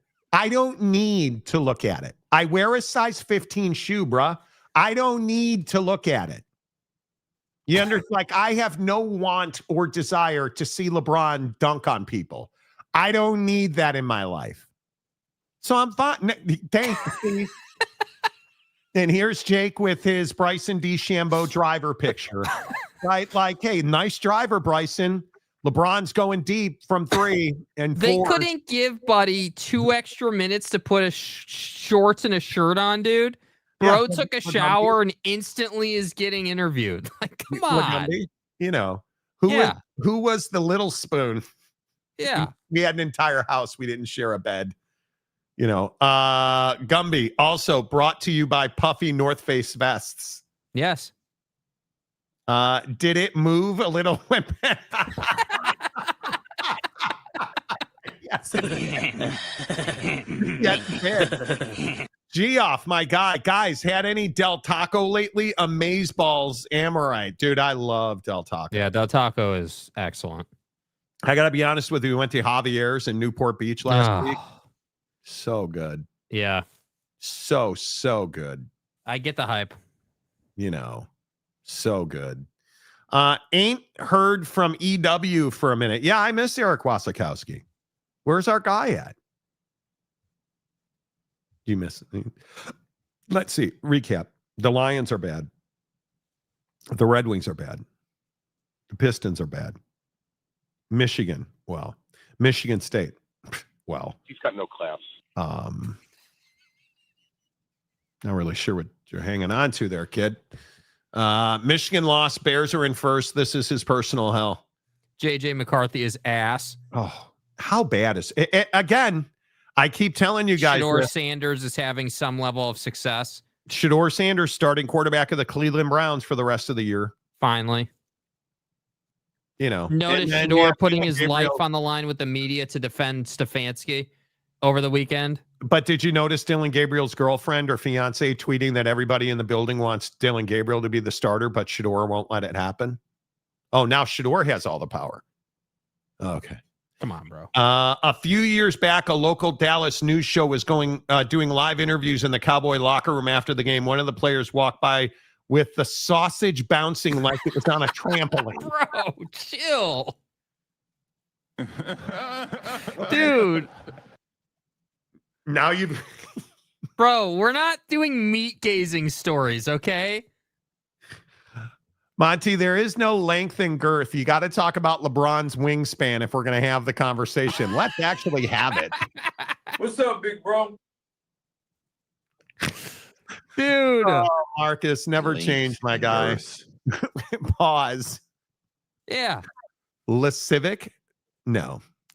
Pen is pause. Yeah, auto pen. You know, the Del Taco is a hearty taco, much better than Taco Bell. Amen to that. Amen to that. Who is the money tonight? I think you got to take the Patriots, don't you? Yeah.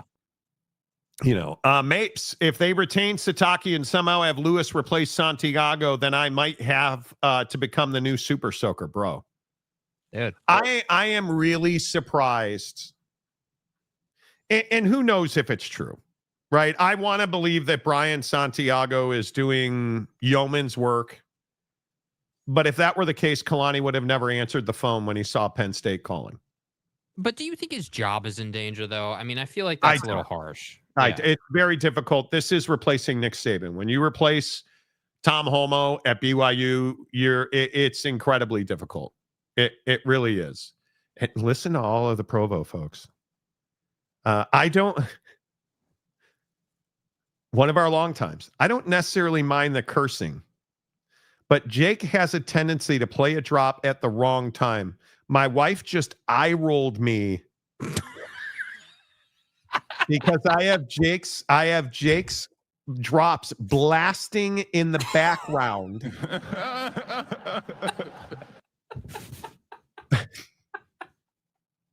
I have Jake's drops blasting in the background while my kids are doing their homework 10 feet away. Maybe back it down. Probably take the vest off too, Jake. Hey, look here, man.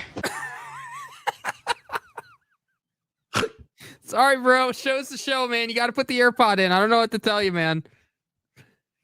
You know, I don't know what to tell you, man. It's you know. Okay, here's a rich one. You don't need to use my name. But it's not really your language. It's stupid Jake and that drop machine. Are you stupid? Are you a stupid person?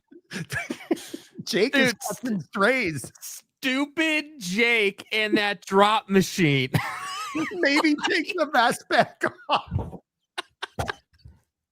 Like, good Lord, dude. I just this is what Oak State James or Tanner Plummer or all the other guys never understood. Your characters on the show, just like Jake's Douglas. Just like Jake's best. Bro. That doesn't sound like an ideal situation to blast the show out. I just got the eye roll. Dude. You don't always have to be negative. Marcus, if your wife's eye rolling you, you should probably take your pants back, bud. Oh my God, guys! The guy is going to say, "Shut up, Piggy," to Jake, and that stupid drop machine. Lopes fan Gabe, who the fuck is that guy? Exactly. Who the fuck is that guy? Thank you. Geoff, Jake and his drops are what Jamie is to Joe Rogan. It's the chef's kiss. Did you guys, speaking of Joe, did you guys see Juan Soto? Oh, damn, dude. Okay, hold on. Let me see. Hold on. Let me get it. Let's see. This is, if we're going to end on a light note today, we got to talk about Juan Soto. Dude, this is arm candy.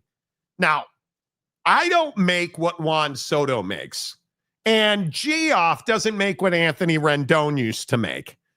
That was a cheap shot. Anyway, the point is, Juan Soto is a very rich man. Outfielder for the Mets, $100 million contract. Juan Soto contract total. Juan Soto's making $765 million. And no, it's not deferred. And you chose Mia Khalifa as your girlfriend?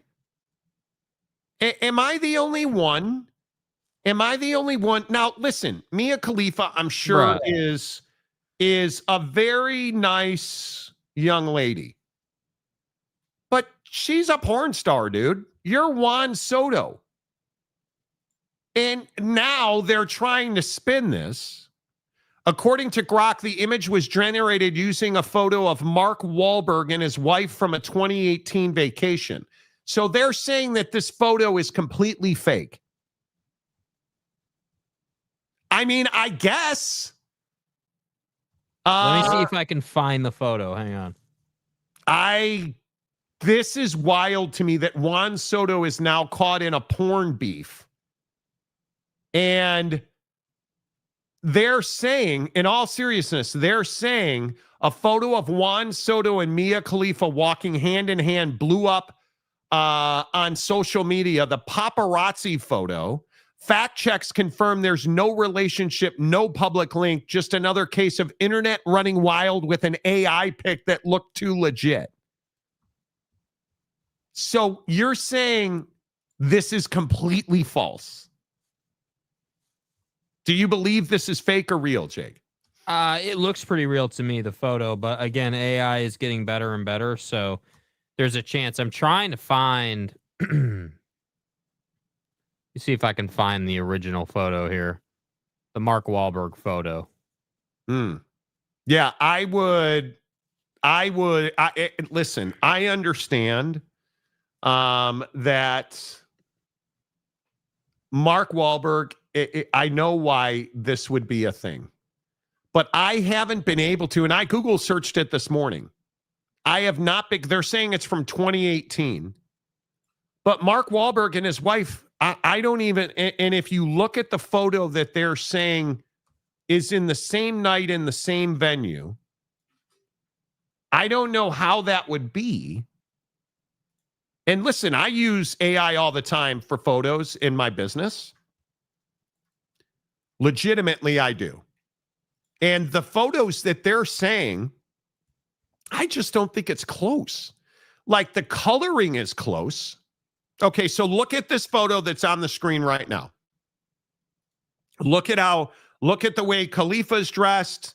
Look at the way Juan Soto's dressed. I don't even think this is close. This is Wahlberg and his wife at that hotel in 2018. I don't even think it's close. Yeah, I mean they're not wearing anything even remotely similar. It's not like I don't believe anything on the internet anymore. I just don't. I have trouble thinking Juan Soto is dating a porn star now. Come on. I don't buy that at all. I mean, if that's AI generated, that's pretty damn good, dude. I mean, that is pretty damn good. I thought it was Matt Damon and his wife. I'm reading a story on GQ that says Mark Wahlberg. You're saying Matt Damon. Did they get it wrong? Wife 2018. No. They don't. If it is, they don't look anything like this. No, I don't see that photo either. I don't know. I listen, and I feel bad saying it about Mia Khalifa, but dude, you're worth $1 billion and this is your choice, right? Like, yeah, I mean, it's definitely interesting, no doubt about it, dude. I don't know. Again, I don't know, man. I mean, if that's AI generated, okay, you got me, dude. You got me beat. If that's AI generated, that's what I'll say about that. Yeah,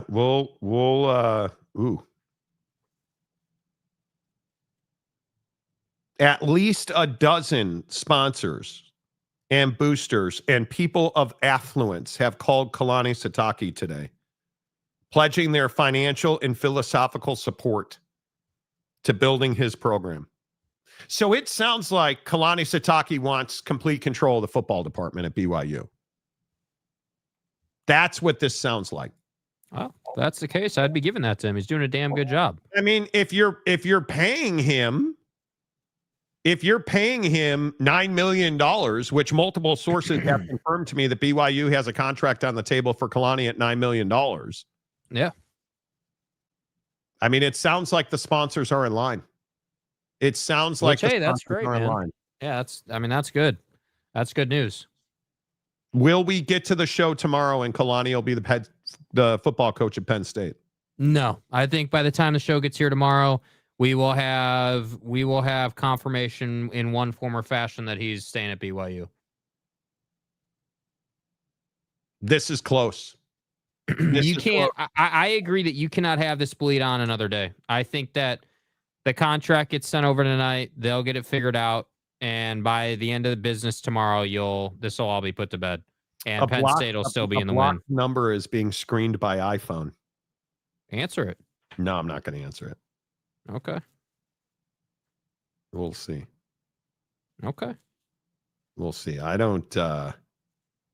It's 5:02. So technically the show's over. Yeah. It's all over. Yeah. No, I'm not going to answer it. If they leave me a voicemail, I'll consider it. Yeah. But don't call me, politics and layers are in every department at BYU. It's the way it is. However, they will give him whatever it takes to stay. He will get control and it'll be good for everyone going forward. Yeah. And again, you are very close to BYU. I think it is very interesting that's interesting. Yeah, we'll see.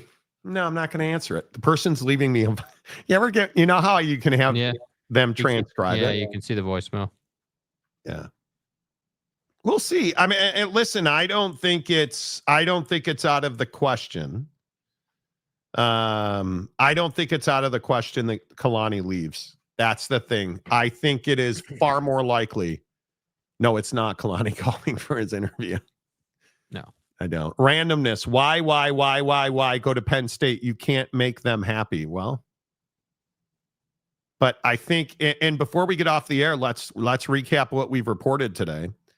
Kalani Sitake is the finalist for the Penn State football job. Another sitting Big Ten coach was 1-1A with Kalani Sitake. That coach pulled his name out of consideration. And Penn State is again down to 1. And it is Kalani Sitake. And it feels like if they don't get him, they are in real panic mode at Penn State.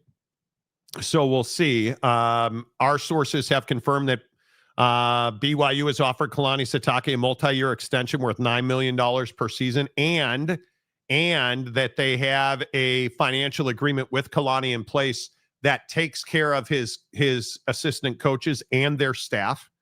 But behind the scenes politics are having to be worked out.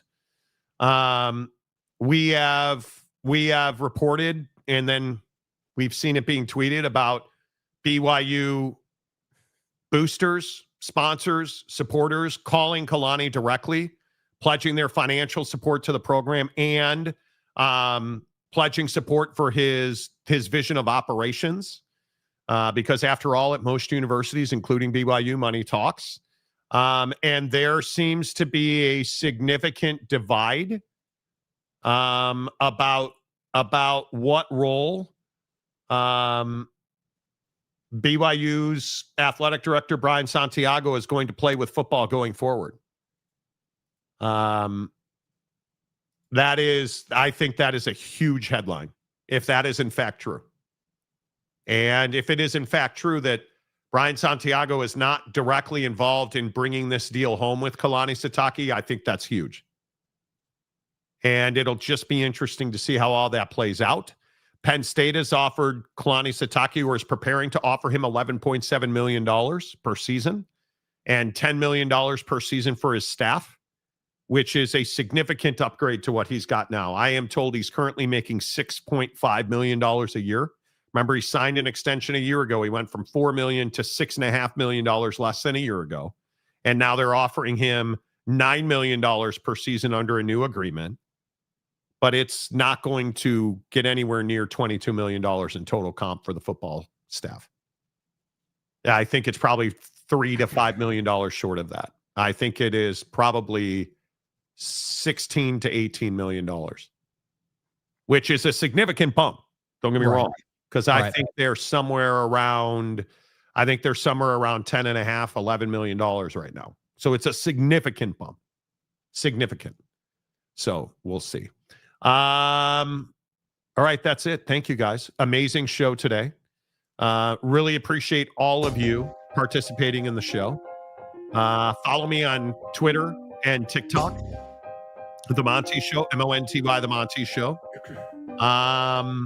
Thanks to the Advocates at theadvocates.com, the best injury attorneys in the business.